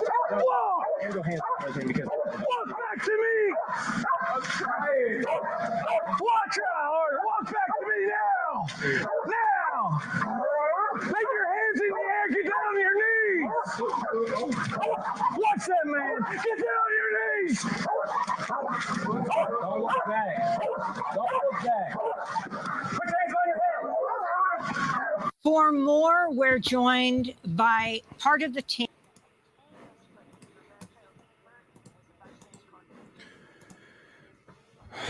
All right, so even then, it's still hard to watch that footage there, and this is just the aftermath of the events. What you were seeing in that last clip, I'll sort of take it from the end to the beginning and go backwards, take it backwards from there. But what you're seeing at the end of the clip there, that last clip from the body cam footage, that is a canine cop. You can hear the cop that is holding the canine. Excuse me. So that's sorry. Okay, so that was the canine cop was the one that was screaming at him, you know, and that's Kenneth Walker, Breonna Taylor's boyfriend. So Kenneth Walker is the one that's sort of at the, you know, at the top of the video, and then he's slowly walking backwards, you know, trying to obey the commands of this officer who is screaming at him with a you know, an aggressive dog barking at him, which is fucking animal abuse as far as I'm concerned, and you know, human abuse, obviously. You know, just the mental abuse of threatening somebody like that. I mean, the dude, his girlfriend was just murdered, right? You're still trying to process. You've just seen your girlfriend's body filled with bullet holes. You know, you come to realize it's the cops that apparently that just did this, that just murdered your girlfriend. So you know, you just seen your innocent girlfriend shot to death, you know, by these police, and now you're being screamed at by these same cops. To, you know, as far as you're concerned, they're all the same set of police. You know, they're the same set of police. You know, you're now being screamed at by these cops. With one of them, I don't know if you heard him, but he like threatened that he was going to spend his life in prison. We'll hear later that was actually Brett Hankison, one officer that was charged in the grand jury, that was indicted by the grand jury for wanton endangerment of life, because he was just spraying bullets into the, you know, into Breonna Taylor's apartments that then pierced through and went into neighboring apartments as well. So, you know, you got this dude like screaming at him, and I don't know if you hear him, but you can hear Kenneth Walker say, like, you know, the guy keeps telling him to walk back towards him, and Kenneth Walker, his voice like cracks, and it sounds like he might be crying at that point. I mean, totally understandable. He just saw his girlfriend being murdered in front of his eyes, and now, you know, his house is broken into, like Amy Goodman says in that clip. He didn't realize that it was the police that were at the door, and that's very obvious because he called the police, you know, after Breonna Taylor was shot. There's a call that I think we'll listen to the call at some point in this, possibly, but you know, there's a call where Kenneth Walker calls the police, and he's distraught. Clearly, he's crying. He's totally distraught, and he thinks that his house has just been broken into, and somebody's broken into his home and killed his girlfriend. And well, that is what happened. He just didn't realize that it was the cops who did it. He thought that it was like some intruders doing it, and so. Then you also heard Amy Goodman say the wild part of this, that the part that is, again, it should be, I just cannot believe that this doesn't have that this tiny little, you know, no, like independent outlet that I'm sitting here talking about this stuff, and major outlets aren't talking about this. And obviously, shout out to Democracy Now! For the work that they do, and it's why it's such a great program, and one that I recommend everybody watch every day. They do these great, you know, just it's a progressive outlet, you know, but doing news hits and just presenting the facts of these stories. And so great job to Democracy Now! For their work on covering this and to expose this information. Vice News as well.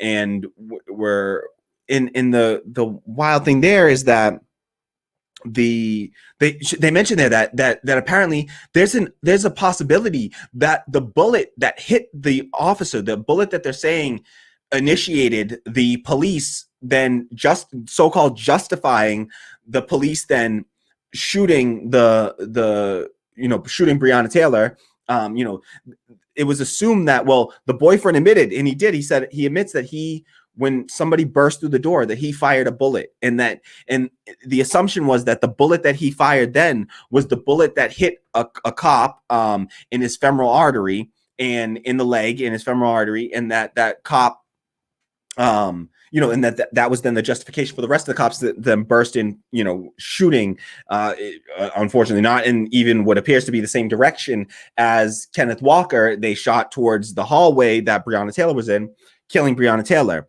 And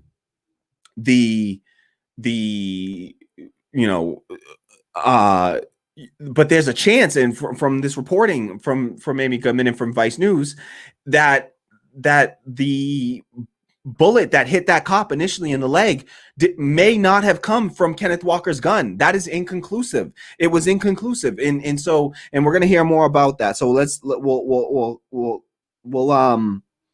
we'll actually hear more on that in the last clip. So I'll let let's get back to a little bit more of this clip that I want to show you. So this is about, this was another crucial thing that needs to be talked about. Okay, so first, two things. So one, the cops then repeatedly break protocol after this. So after they come to the scene, show up at the scene, they're not supposed to, the cops that were involved in the shooting are not supposed to be on the scene around the evidence after the fact. They're supposed to be paired up with somebody and have somebody to pair support officer that escorts them everywhere and keeps them away from the scene. Sort of, usually they'll sit them down in the back of a squad car or something, and sort of debrief a little bit and just keep them away from the rest of the the crime scene and the crowd and other officers as well. And so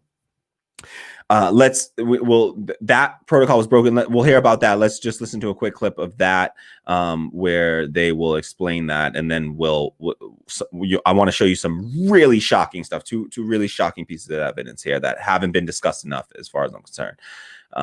So first up is this, just talking about them breaking protocol. So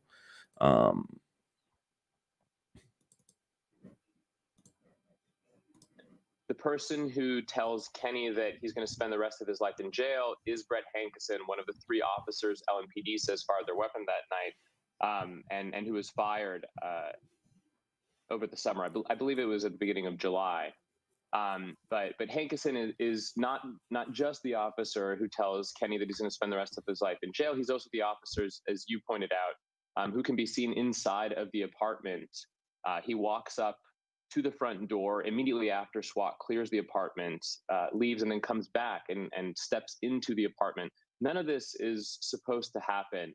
In fact, what is supposed to happen is very far from it. All the officers who are involved in any critical incident, especially officer-involved shootings, are supposed to be separated immediately and paired with what's called a peer support officer, someone who brings them over, puts them, for instance, in the back of a car so that they don't speak to other people, so that they don't involve themselves in the crime scene. But these things don't seem to have been enforced, these policies, and it is so flagrant in some instances that one of the officers, Mike Campbell, he's one of the 7 who executes the raid, actually ends up interviewing neighbors, witnesses, and not only can be seen on video walking down the stairs, having come from upstairs in that unit to speak to neighbors there, he tells investigators in an interview that he does it, and they don't say anything of it. They don't flinch. We haven't heard back from the department on what they make of that, or why they haven't pointed that out, or why the officer hasn't been punished. So,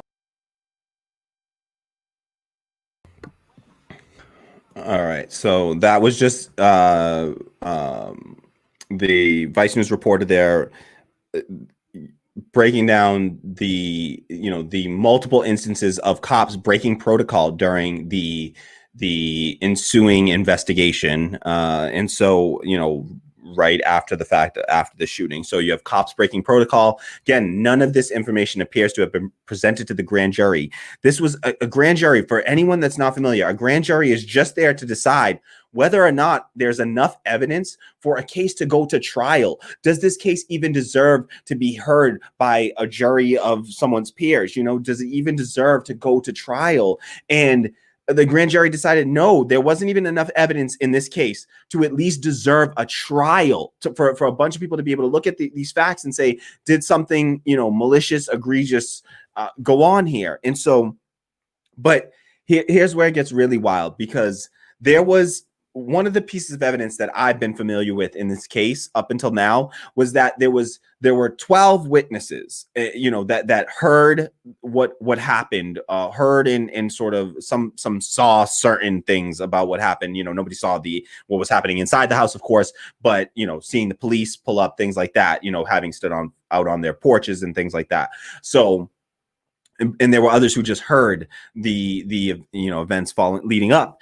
And so there were a dozen witnesses, and out of a dozen witnesses interviewed, that one of the pieces of information that I was familiar with in this case is that 11 of the 12 said that they had heard no announcement from the police officers identifying themselves as police before they kicked down Breonna Taylor's door. The police had what's called a no-knock warrant. They applied for a warrant called a no-knock warrant, which gives them the authority to kick in the door of somebody's home without even announcing themselves as police, which I shouldn't need to tell anyone why that's a dangerous situation, because and should only be done in the cases where it just straight up should not be done. It shouldn't be done, period. But you know, if it's going to happen, it's got to be in some cases where you expect some seriously violent people, or, you know, they're supposed to do it in the case of like, oh, you know, what they say is like, oh, somebody might destroy evidence, you know, but that's not enough. That doesn't meet the standards to me of being able to, for the risk that you're putting people in, right? Because when you just kick in somebody's door, they have something called castle doctrine law in Kentucky, which says that you have like, open, you know, like you have a free pass on, if you feel like somebody is intruding in your home, you have a free pass to harm that person, which is already like, there are countries where that is not the law, and that you're not just allowed to just freely harm people because they're breaking into your home. They have to actually try to like harm you first, which I'm honestly in favor of. But you know, you have this castle doctrine, which should have given Kenneth Walker the right to then defend his apartment, you know, defend his home, and to, you know, to shoot, you know, at these so-called intruders or whatever. So you're putting people at risk, right? You're putting even the officers, if we care about these officers' lives, you're putting them at risk by having these no-knock warrants, because somebody, if you don't knock and you don't announce yourself and they think that you're an intruder, essentially they're justified if they have a legal weapon. Kenneth Walker had a legal gun, as Amy Goodman pointed out. That was illegal. He was licensed to carry firearms. That was a licensed gun. He fired a legal gun, you know, at what he believed to be an intruder. You know, you're endangering these cops' lives, and by endangering the cops' lives, you then endanger everybody else's lives in that situation, because look what happened. You know, he tried to defend himself and his girlfriend. He ends up, you know, possibly shooting an officer, but now again, possibly not, because there's a chance that maybe another officer, maybe it was friendly fire. That is a real possibility. That's the kind of thing that a jury should have gotten to decide, not a grand jury, but an actual jury of somebody's peers should have gotten to decide, and we'll never have a chance to decide, you know, based on what appears to have been the facts presented by the Attorney General, Daniel Cameron, who's like a Mitch McConnell like lackey, who is out here, you know, black dude, but is like the, you know, Mitch McConnell to be, or whatever, like Mitch McConnell in training, and is like literally like a mentee of that clown Mitch McConnell. So that's who this dude is, and appears to have presented false information to this jury, or omitted serious, significant information, you know, to this grand jury in order to secure an indictment. And they say that you know, I was doing the stream recently, and I forget who was that commented and said, you know, the saying that, you can indict a ham sandwich, if you want to. And so the idea is that like anyone can get a grand jury indictment for anything, even when there's no evidence of something. And so it should have been a layup to get an indictment on this. And it's a clear cover up. Now, this isn't even the wildest thing, because sorry that I got a little sidetracked there, but so one piece of evidence that we knew about that I kept hearing over and over was that 11 of the 12 witnesses had said they heard no knock on they heard no announcement of police before the door was busted in the shots began, right? And shots started getting fired. So 11 of the 12 witnesses I had understood had said they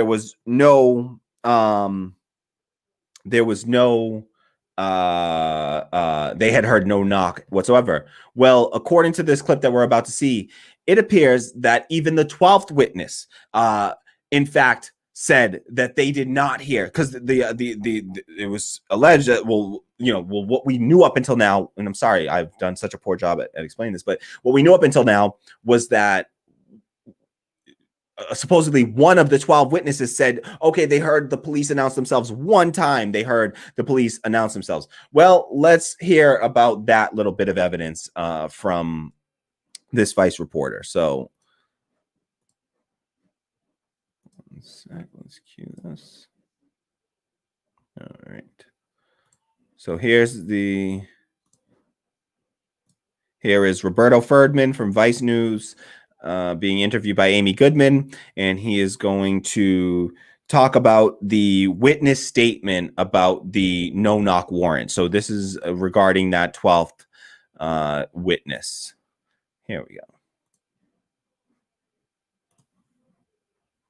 So I want to go to this point about the witnesses.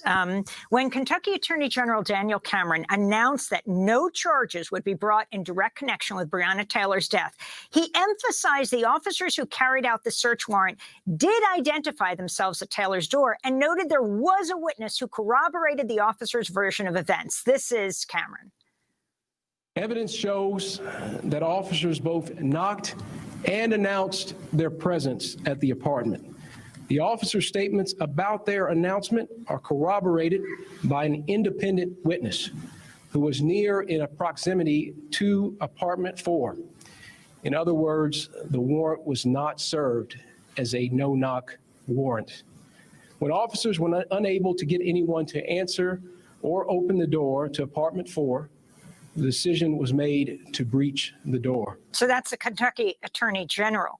But according to audio and documents obtained by your news organization, Vice News, that same witness changed his story in months following the raid. In this clip Vice published this weekend, we hear the original answer given by the only witness who claims to have heard the police identify themselves that night. Did you ever hear anyone identify themselves as police? No, nobody identified himself. No, nobody identified himself. This is the witness, is that right? That the Attorney General identified as the one who said the police did identify themselves as police, Roberto? This is the witness, yes. This is the key witness. As we and other news organizations have pointed out, us as early as July, we spoke to over a dozen neighbors, including neighbors within that unit. We didn't speak to Mr. Sarpy at the time. We tried, but failed in reaching him. None of the neighbors that we spoke to, including one who lived in the unit, say that they heard police announce themselves.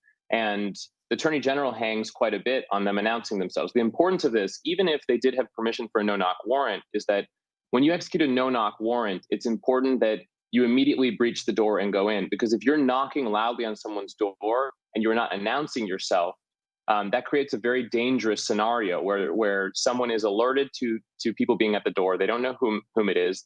I think that anyone can agree that it's fair to assume it could be an intruder, as Kenneth Walker says he believed it was. But the Attorney General only presents what Mr. Sarpy says in the second interview that's recorded with the Public Integrity Unit at LMPD. He does not share that the first time they speak with Mr. Sarpy, which is on March 21st, a little over a week after the raid that killed Breonna Taylor, he has a different story. He says that he did not hear anyone he says he did not hear anyone announce themselves. The only way he could tell that they were police was because he saw the word police on on the vest, the bulletproof vest that they were wearing. And this is significant. I mean, especially given how little information has been shared with the public before we started releasing stories, and the way in which all of this was represented or presented to the public by the Attorney General's office last Wednesday, when he shared the result of the long-awaited investigation. You also wrote a piece headlined "Initial Police Report Didn't Conclude Breonna Taylor's Boyfriend Shot a Cop in the Leg." And this is key.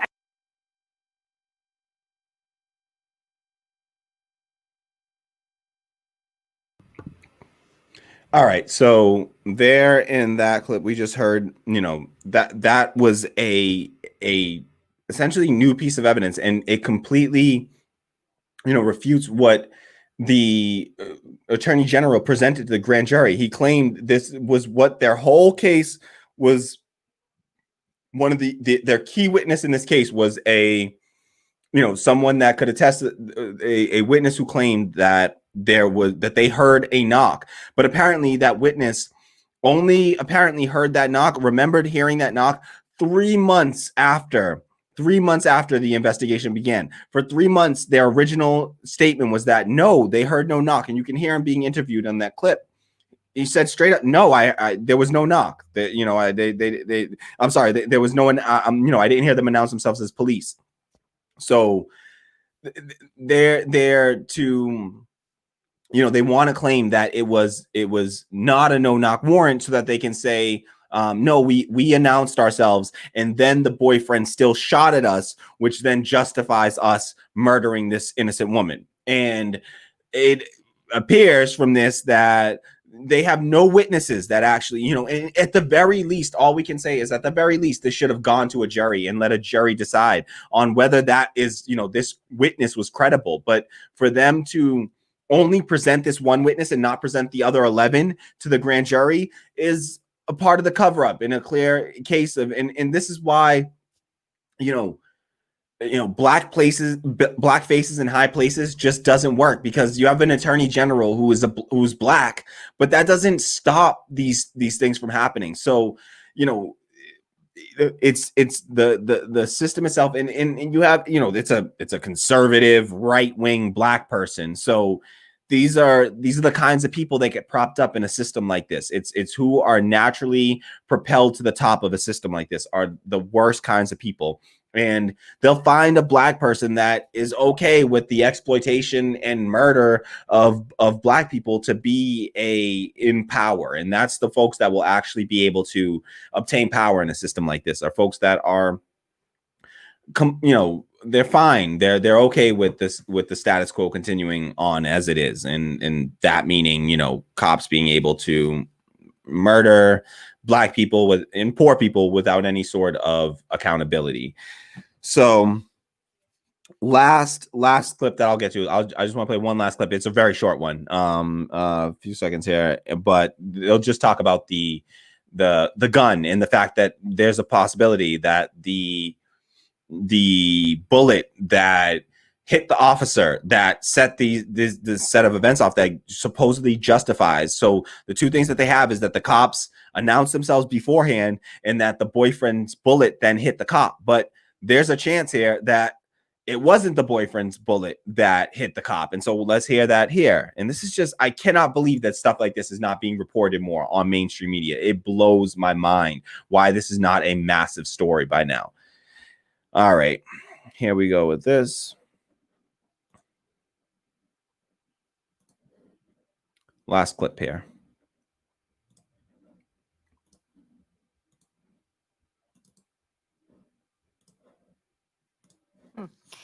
You also wrote a piece headlined "Initial Police Report Didn't Conclude Breonna Taylor's Boyfriend Shot a Cop in the Leg." And this is key. I mean, even if he did, you have this situation where he didn't know it was cops. He was calling the police saying, "Help us." But what about this? So this is important because it's a theme that the Attorney General brings up himself in explaining that they don't know for sure whether or not any of Brett Hankeson's bullets hit Breonna Taylor. There were differences in ballistics reports, and he says that therefore it is inconclusive. That's part of why they were not able to charge Brett Hankison with wanton endangerment for bullets into Breonna Taylor's apartment for endangering Breonna Taylor. It is unclear to us, and we broke this story on Friday, why then he also did not present, why he presented Kenneth Walker hitting or firing the shot that hit Mattingly as inconclusive as well. He said in the press conference that it's because the bullet that was recovered was a 9mm. But the difference between a 9mm and what is normally shot with a 40 caliber weapon is very, very small, and the bullet was mangled. So we believe that it's inconclusive and that the public deserves more information to understand what we know for sure and what we don't, and why things Roberto have been presented the way Ferdman, I they want have to been. say thank you so much. We're going to continue to follow this. I'm Amy Goodman. Thanks for joining us. All right, so that was the last clip there, and that was him talking about the just the bullet. That bullet didn't really conclusively match the boyfriend's gun, and so you would expect this to go to trial. This is the kind of stuff that deserves a trial.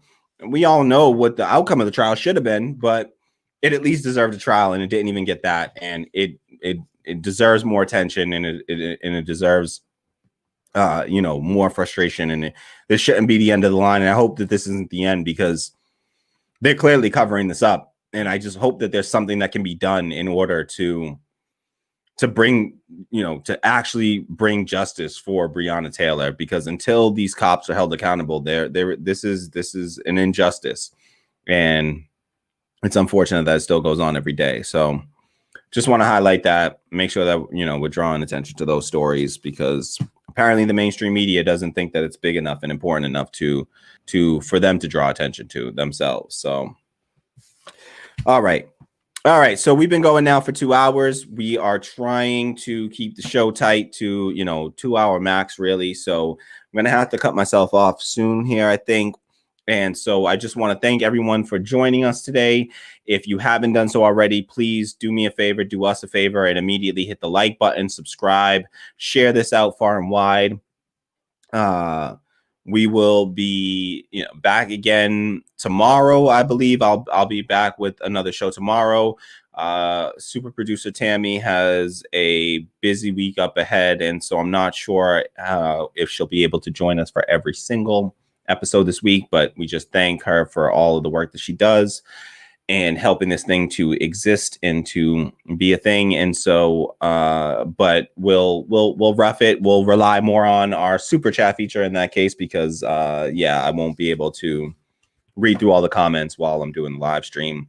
But I have lots of stories I want to get to. Let me see. One other story that's in our title. I like to try to get through all the title stories when I can. I'd really like to get through all the title stories.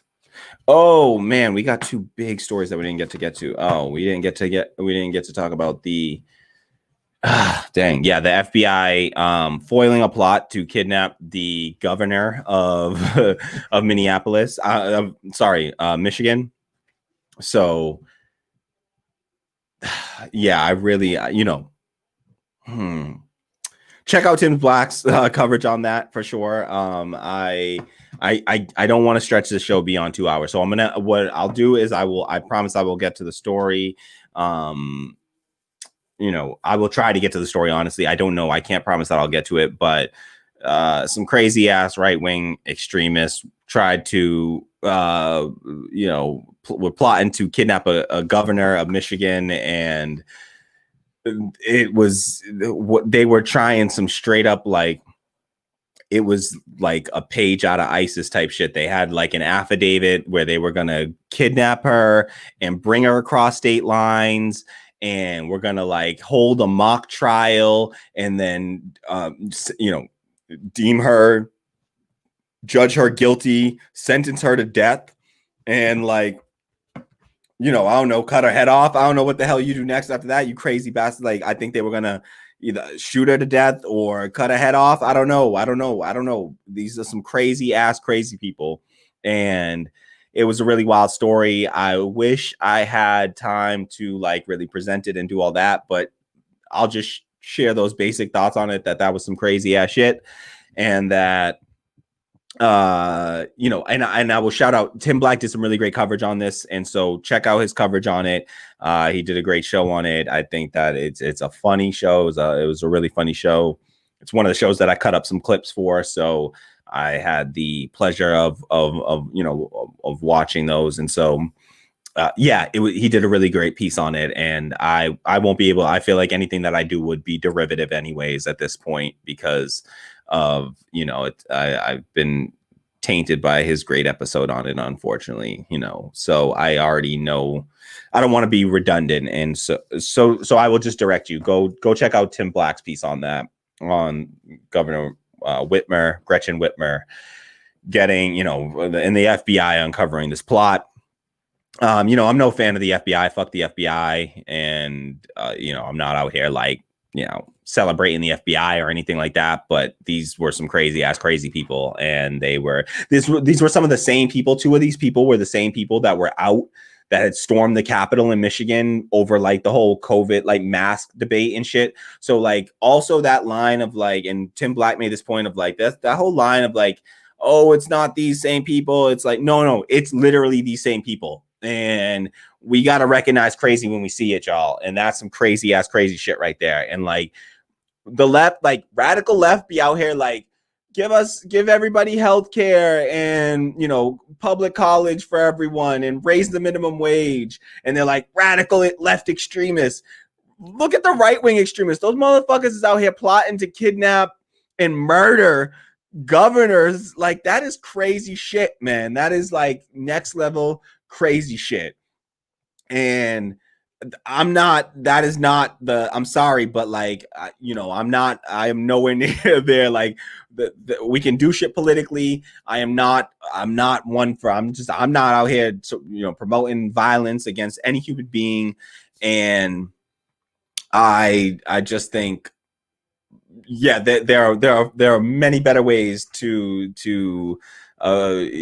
change the government than to if you want to vote them out, don't kidnap them out. Like, you can't be like, come on, just stop that. So that's just crazy shit. And that's what, that's a big difference between right wing, radical right wing and radical left, where we're at, where, what our what our motivations are, what our strategies are, what our, ideologies are. In our tactics to achieve our goals. We're not out here trying to kill nobody. I don't want anybody getting hurt. And we're trying to reduce harm in every way, shape, and form as much as humanly possible, literally. And kidnapping this governor because you don't like her telling you to wear a mask is just crazy shit that y'all need to chill the fuck out with that craziness. And so I'm glad these people get caught before they go and do the shit. They had credible ass plans. Again, not celebrating the FBI, whatever, but like, that's some wild shit, and you can't be out here kidnapping governors, y'all. So I mean, what the hell? All right, so if anyone has any comments, any thoughts, please leave them in the chat, leave them in the comments below if you're watching this after the fact. Tammy, do we have any comments that we need to get to before run away? What Up America says there's still going to be a big rift between the innies and the outies. I like that term, the innies and the outies, in terms of running Democrat. So I love that term, by the way. I think I'm going to start using that now, the innies and outies. So are you an innie or an outie? I'm an outie, apparently. But no, not belly button wise, but Tammy looked at me like, really? So I think that I hope not, because, well, you know what, you're right in one sense that there will there will be a rift between fighting from within the Democratic Party, fighting from without it. But honestly, like, that's not where my rift happens to be at. Like, I'm one for fight on whichever front you want to. Just do not make that your only fight. If your only fight is fighting within the Democratic Party, I think that is a mistake. I think that is a mistake. If that's your only fight, if that's all you're doing. But I mean, by just the sake of you, if you're watching this clip right now, you're doing a little bit more than that, at least, because you're at least supporting, radically democratic workplaces, which I believe is the actual thing that the fundamental change that we need to make to our society, and the way that and it's not just me. I mean, this is, me stealing it from very much smarter people like Cornel West and Richard Wolff, who you heard in that clip from What Up America, which I will be playing in the outro as well. So for anyone that hasn't heard the clip, you can just swing back to the beginning of this video and check out our new intro song. Want to give a big thank you to What Up America, not just for that great comment, but also for that amazing song that they did. That it's dope. I love it. We love it. And hopefully the community loves it. Make sure, leave some comments if what you think about that new intro song. I don't care if you don't like, because I love it. No, but I don't think anyone will have any problem with it. I think everybody will love it. Will appreciate all the work and effort that went into that. And it's really cool. It's really cool. Love the speakers in there, and just the beat's dope. And thank you. And the song is exactly 4 minutes and 20 seconds. Shout out to What Up for pulling that off. That's dope. Literally. Oh, see what I did there? Oh, pun game on. Okay, I'm not gonna go there. Yes, so beautiful pun, dope pun. Appreciate that, y'all. All right. What Up America says that's why they have to make shit up about the left constantly, like we're starting forest fires and stuff, just so that they can have something to blame on us. Yeah, it's like it's deranged. I don't know. It's just like they live in this fantastical world, and they have this idea about folks on the left, and it's just not it doesn't match up with reality. And the radical left is just not out here. We're literally just trying to help people and save lives as best we can, and literally do that, not endangering anyone. We're not like, let's kidnap this person in order to do so.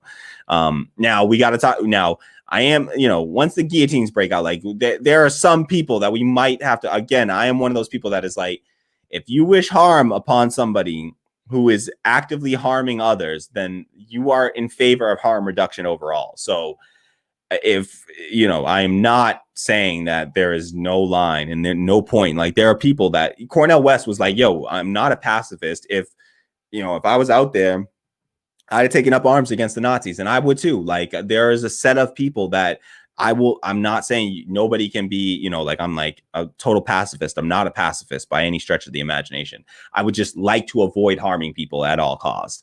But if somebody is doing harm to others, then we have to get real about, we may need to harm them in order to stop them. And that's real.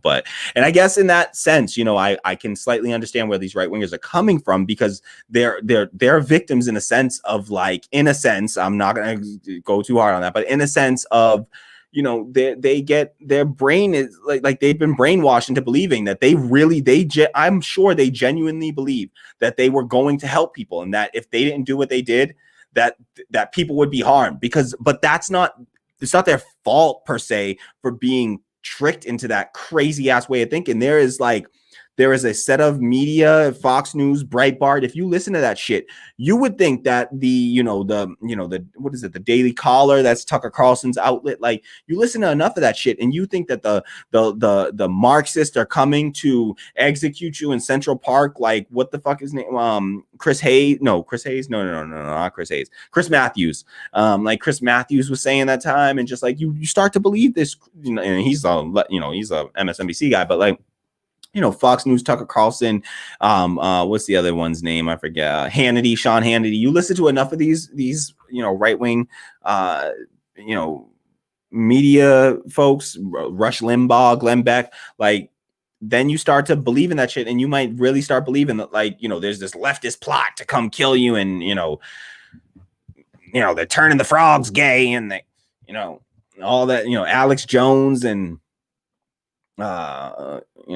You start to believe that shit, Barack Obama and, Joe Biden or, you know, Hillary Clinton, they smell like sulfur. They're lizard people. They're lizard people. And you listen to enough of that shit, and you would be out there, you know, arming up and going to go kidnap a governor too. So not absolutely 100% their fault. Obviously, they got to take accountability for their actions after the fact. They're grown ass people, but you know, not 100% on them. They are fed a full ass line of bullshit. And this shit doesn't happen honestly with like, if people are well off enough and people aren't suffering and struggling, this type of shit doesn't happen. This shit happens because people are, you don't see wealthy people taking up arms and going to try to plot to kidnap the Michigan governor.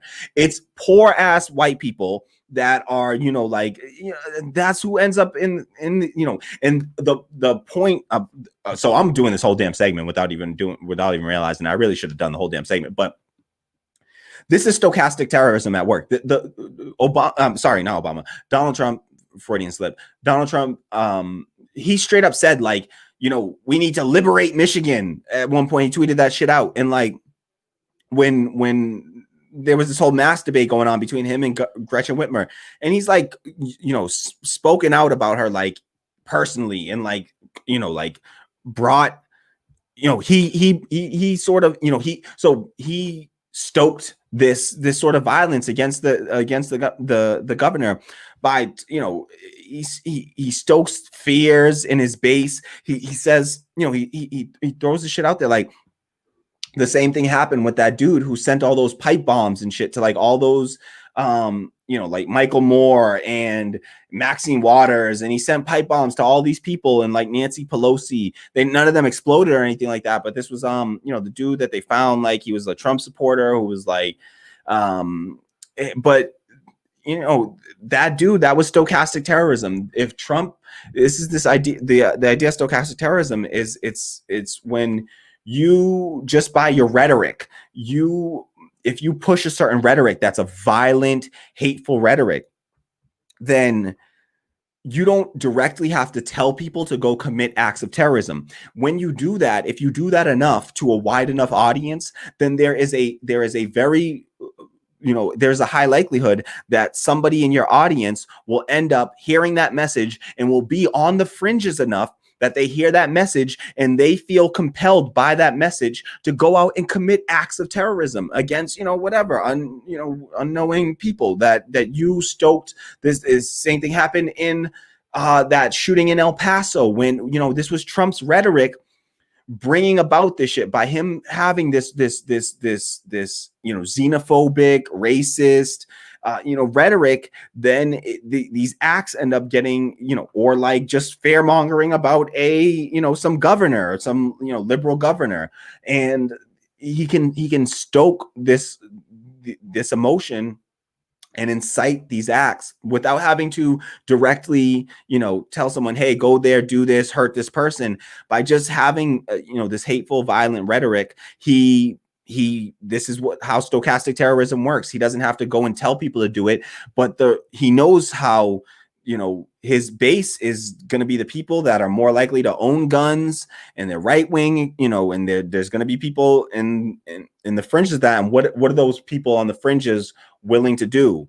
You know, and so he can drum up enough fear and stoke enough fear and anger that you get these reactions out of some of the people on the fringes. And so it's going to be poor, you know, white right-wing folks, unfortunately, that get caught up in that, and then they're the ones that end up in jail, you know, locked up in a system that I don't want. You know, it's not the ideal system. It's not the system I want to see people locked up into. It's only gonna, like, the likelihood is that they become more violent once they get locked up. It's not the system that I want them in, to be honest. I'm not out here celebrating that these people are locked up or in jails or anything like that. Like, I'm not celebrating that.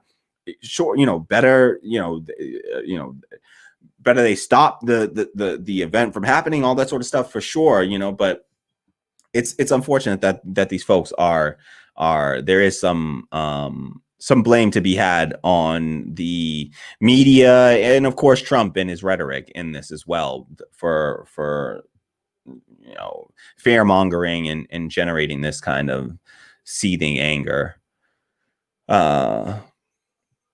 Vincier Otmori says the Dems, like Stalin, understand that, quote, those who vote decide nothing. Those who count the vote decide everything. End quote. The Dems are counting on fraud to win. We must all go out and vote to stop the steal. So, Vincier Maury says the Dems have gone to court in crucial states to push to allow ballot harvesting voting without verified signatures and the ability to send unsolicited ballots in mass, all to try to steal the election. No. And Tammy says you used a good quote and then went in the other direction with it. LOL. Exactly. It's just like no, Vincier. You're wrong. Tammy says, I mean, I don't like the Democratic Party either, and they have definitely rigged / influenced elections in their corporate capitalist favor, but voter fraud is not that big of an issue. It's not. There's studies that prove it. Putting more restrictions on voting only favors the elite, so it's just more voter suppression. Absolutely agree 1,000,000%. There was a study, I think it was a Yale study maybe, or a Princeton study, and they looked at over 1 billion votes, and out of 1 billion votes, there was not a statistically significant number of incidents of voter fraud. It was a handful out of 1 billion votes that they looked at. There were a handful of cases of voter fraud. It just doesn't happen. It's not a real thing. You got to stop with that. It's not going on. Sadly, I know that's what you want to believe. If the Dems were all rigging the election and they could change the vote and steal the vote, you don't think they would have stole it from Trump? Don't you think they would have stole it from Trump? Don't you think that would have been the one to steal? Not letting Trump go for 4 years. You think that they would do that? The people that have actually stolen elections, let's be real, are the GOP, right?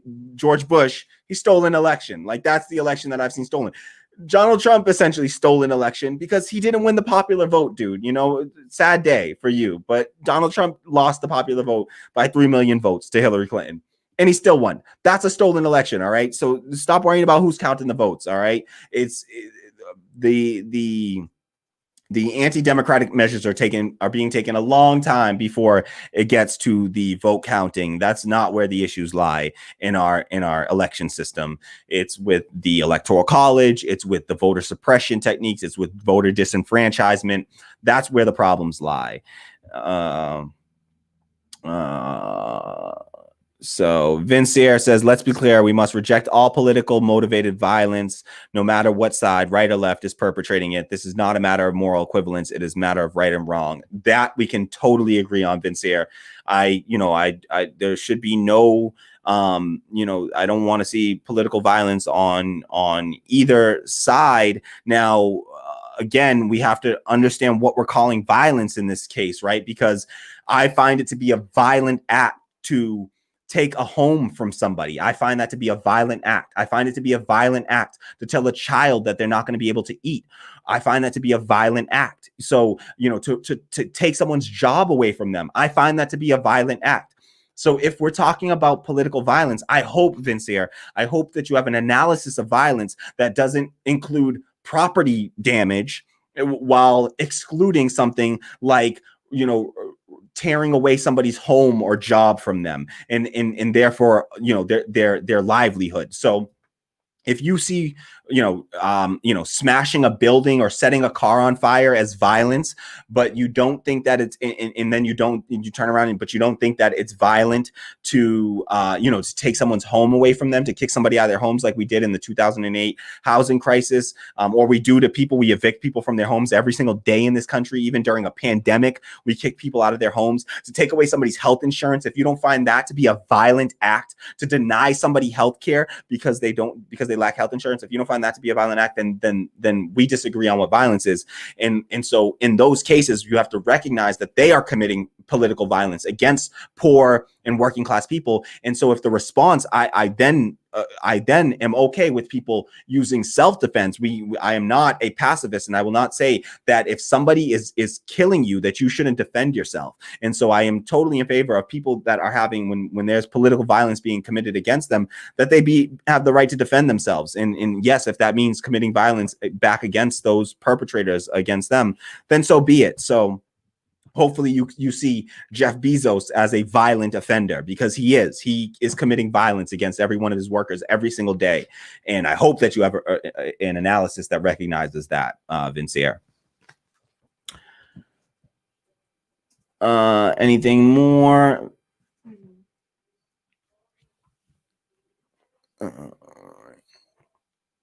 Vincier says the problem with left is believe in the false narrative that the MSM pushes. The idiots that were plotting to kidnap Governor Whitmer were anarchists, closer to an ideology to Antifa than the far right. No, dude, Antifa is not kidnapping democratically elected governors. Okay, Antifa has no plans, no plots to kidnap democratically elected governors and murder them, to hold mock trials and murder them. You're not thinking Antifa, you're thinking ISIS, buddy. Okay, that's who that is like. That is ISIS. ISIS does that. Antifa has never done anything like that. Anything like that. So no, their ideologies are nothing similar. The idea that the left believes the false narrative that the MSM, that mainstream media pushes, but the right doesn't, is absurd. Yet again, the right wing, by and large, is a Fox News led, entity. Like they consume Fox News for breakfast, lunch, and dinner, and they are brainwashed by it. And so they totally accept the mainstream narrative, and they follow these mainstream narratives. Now, I will admit there are plenty of liberals and people, on the left, as you would consider it. You consider it on the left. We consider that center to center right for a lot of liberals, believe it or not, Vincier. We don't consider them on the left here on the left, okay? I'm a leftist. I have no problem telling you who is on my side. Trust me. I wish more people were on my side. But yes, certainly there are a large set of liberals, mostly older liberals, who believe the narratives that the mainstream media pushes. But that's a problem on both the left and the right. Don't try to assign that to one side. It's both sides of it that are consumed by mainstream media. That's why it's called mainstream. The majority of people are following it, and it's just it's Fox News and Breitbart on the right, and it's MSNBC and New York Times on the left. So and even New York Times, it's like, is that really the left? I mean, it's again, centrist, liberal centrism. Vincier says your logic is flawed. We're not calling for more restrictions on voting. Michigan recounts finds voting was flawed, but mainly in Clinton-friendly Detroit, where 1/3 of voting machines recorded too many ballots, by David Martosco. I'll look it up. I'll look it up, but there's just nothing I'll look it up. Okay, so I'll jot it down right now, okay? And I'll look it up for your sake, but there's just nothing to suggest that. Vincier says the Jill Stein recount effort found real problems with voter irregularities with an overvote of approximately 30% in large Michigan cities like Detroit. No, I absolutely do not believe that. That's just absurdity. You're saying, a bunch of people going in there and voting twice. I'm sorry, but we have so many things in place to catch those instances from happening. I mean, there is no evidence to prove what you're saying. I've not seen any evidence to suggest anything like that. What you're talking about is massive voter fraud on a scale that would be a major scandal. There's nothing of the sort. And I'm a leftist who, like I said, Vince, I vote Green Party. I voted third party. I voted for Howie Hawkins and Jill Stein. I'm not a Joe Biden stan. I'm not out here caping for either party. It sounds like you are a right wing, maybe Trump supporter. I can't tell. Honestly, I'm trying to get a gauge on it. I genuinely don't know. I don't like when people call me a Trump supporter when I'm not. I'm asking you, are you on the right? Do you support Trump? I don't support either of the candidates. That's where I fall. So I'm not out here, I have no egg in the basket of the Democratic Party. I'm not out here trying to stand for the Democratic Party. I'm very critical of the Democratic Party, and there is nothing to suggest what you're saying.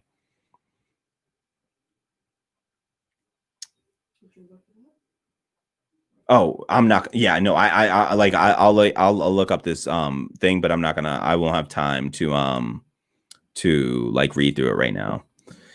Vincier says, so you are arguing against what was uncovered via the recount. Okay, let me. Okay.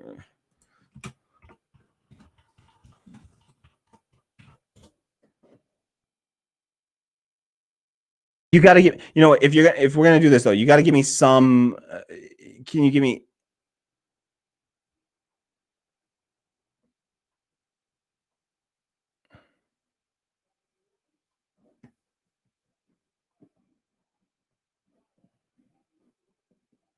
Yeah, I'm just not finding this.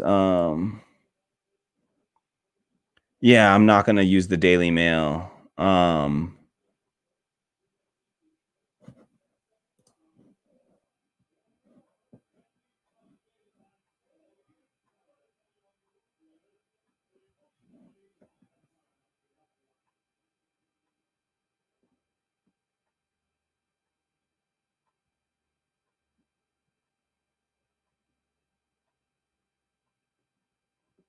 It's talking about at least 5 too many votes. You're talking about 1 and 2 and 3 and 4 and 5 extra vote. Like, no. There's just nothing to suggest that. No. Sorry, I can't read more into this right now. Vince Air says we must prevent voter fraud, as any amount of voter fraud disenfranchises real voters. Listen, no, sorry, but no, the disenfranchisement is happening. Sorry, but that is not the largest case of disenfranchisement. All right.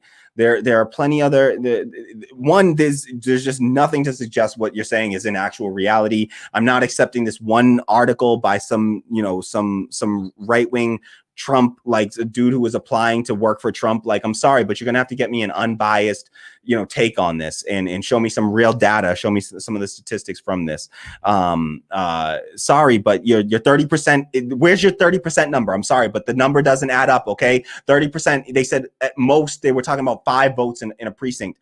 That's not 30% of the count. Sorry, dude. It's just not. You're not based in reality right now, and I can't carry on this conversation here. It's not, we're not going anywhere with it. Yeah, Tim, I just don't know if I want to do any more engagement with Vince here. I love the left. The lead with they lead with heart, but are absent of logic and reason. I don't know how to respond to this. None. Tammy says, what logic or reason do you have to not work towards a better environment for the community you're in? There is logic and reason within leftist policies and systems, but you choose not to acknowledge nor care for it, even when a lot of other countries have better stats than us in those categories. Yeah. I'm talking about the ideology of one of the plotters who was self-professed anarchist. I don't care if he self-professes as anarchist. Okay, anarchist, you're not one. If you're anarchist, I mean, again, I can't have this argument out because one, I'm not an argument. I'm not an anarchist. I can't speak for anarchism. I can't speak for that ideology. I can't speak for any of these people. All I can tell you is what I see, what I understand. There ain't no form of anarchy that I know of where you think that you get to hold mock trials and then decide the fate of other people as though you're the judge, jury, and executioner. I'm sorry, where the fuck is the anarchy in that? Like, that's not anarchy right there. All right. The idea that we're going to hold trials and they're going to be the jury and where's the anarchy in that? That sounds like the same system that we got in place right now, except it's some one where they get to be the deciders. That's not anarchy right there. I'm sorry.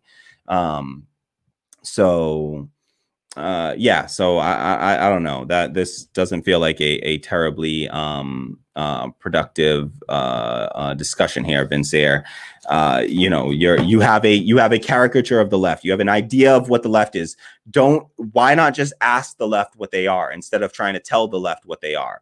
The idea that there's no logic and reason on the left. I think that there is a debate that there's not enough. We don't work with logic enough on the left. The actual logic in debate, not what you're talking about. Some broad concept of logic.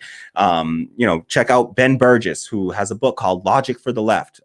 Give them an argument. Logic for the Left. So there is definitely a Ben Burgess and others prove that there is definitely a passion on the left for in a seriousness on the left for things like logic, and something that I look to bring into my arguments as well.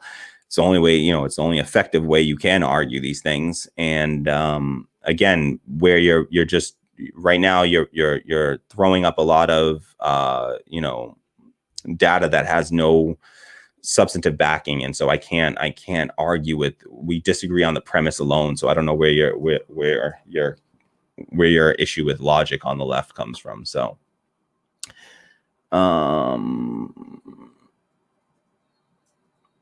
All right, Vince says anarchist is a person who rebels against any authority, established order, or ruling power.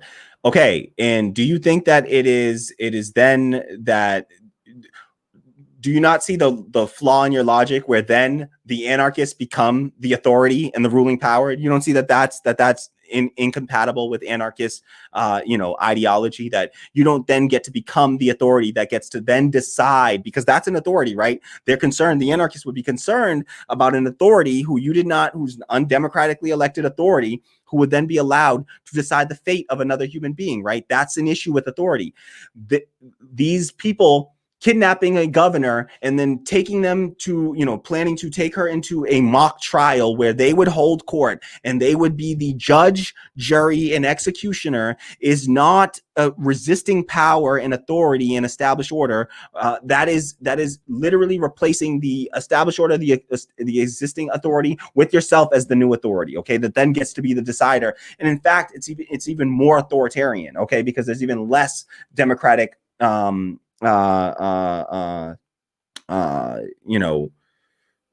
obstacles in the way of the execution of this human being. Okay, so that's not anarchy. All right, you're thinking of something else. All right, that is I don't even know what the fuck that's called. Okay, I don't know. Barbarism. That's barbarism right there. All right. Tammy says that's a broad definition that can apply to almost anyone. Yeah, like, you don't agree with authority, and no.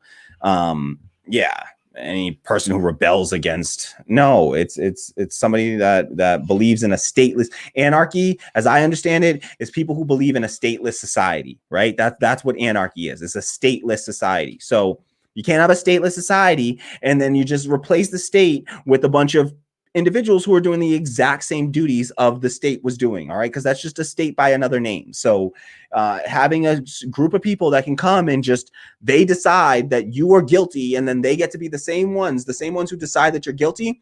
They get to be the ones that go and arrest you. So they're the police force, they're the judge, they're the jury, and they get to be the executioners as well. Sorry, that's not anarchy. That's barbarism right there. It's not what anarchy is. What Up America says, Antifa just protest. That's pretty much it. And some want to punch a Nazi. Yeah, Antifa are out here like, protecting Cornel West and in the like clergy people in the middle of protests. And they're literally like, they are anti-fascist. They are there to fight against fascists, not to, there's nothing that says we are, out here to overthrow governments. That's not what they're out here doing. It's just not a thing. It's not a real thing. So you're mistaken, Vince Air. I'm sorry. You're mistaken about the left. You have an incorrect, understanding of what the left actually is. And I think that it would serve you well to just listen to people on the left. We'll tell you what we are. We'll tell you what we believe. I have no problem telling you what I believe in. Believe in democracy. That's what I believe in. Democracy. That's all it is. Radical democracy. And so we're not hiding the ball here. We're happy to tell you. You just got to believe us when we tell you what we believe in. I believe you when you say, if you say you're a right winger and you believe in X, Y, Z, I'll believe you. All right.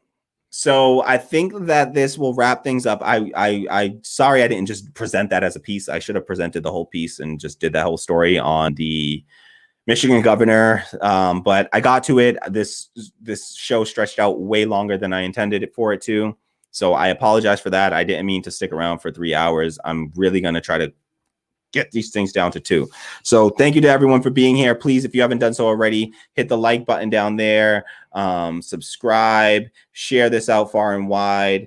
I hope y'all like, my nails are looking pretty dope today. Oh, can you see that? Yeah, nice. Yeah, look at them nails. All right, so what do y'all think? How do I get that X in there? No, I can't. Yeah, whatever. So all right, I gotta roll out, y'all. Please support the show. Patreon.com/radical democracy. Links in the description box below. Just open up the description box, hit that link. You can also donate at coffee.com/radical democracy, ko-fi.com/radical democracy. And of course, you can now super chat us, and we will read all chats from super chat. In the future, Vince, you want to post up all these absurd comments here, you're gonna have to super chat me for some of those to get read out. All right. So yeah, especially once we over time, we're gonna only be able to take super chats. All right. So rolling out, y'all. I'm gonna play the song from What Up America one more time before we go. So on the way out, I will play this out. Please enjoy this song. Thank you to everyone who donated today. We raised $10 according to on YouTube, and then $5 on from FL on Coffee. So thank you so much for that. I thank you so much. It's incredible. Oh, I appreciate y'all so much. You don't even know. You don't even know. I love y'all. All right. Thank you so much to everyone who supports. Check out this song from What Up America. Thank you so much to What Up America for working on this. I love this song. And this is our new intro song for the show. So we'll be playing it on the opening when we just open and we're like getting things set up still in the background. We got a nice dope song to play, and it may be on our outro as well. So we'll add it to some of our outro scenes and stuff. All right, so check this out. This is a new theme song for the show, created by Ian Olsen, aka What Up America, aka Plasmon. Check out their work on SoundCloud. Links in the description box below as well. So check that out as well. All right, thank you to everyone who has joined us tonight. Like, share, subscribe. See y'all all tomorrow, same time, same place.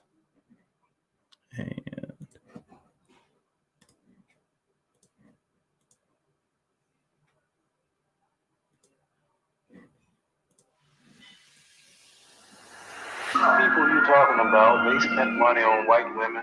They set up bars and they went playing pool and golf for $1,000 a hole, and they were known to make millions and millions when there wasn't no high taxes, and they were not hindered by white America. They were allowed to see the white America has completely closed all the doors on me. I'm not allowed to work in America, out of America. I was stopped right in my prime just when I started making money. So you can't compare me with nobody like Joe Lewis or nobody.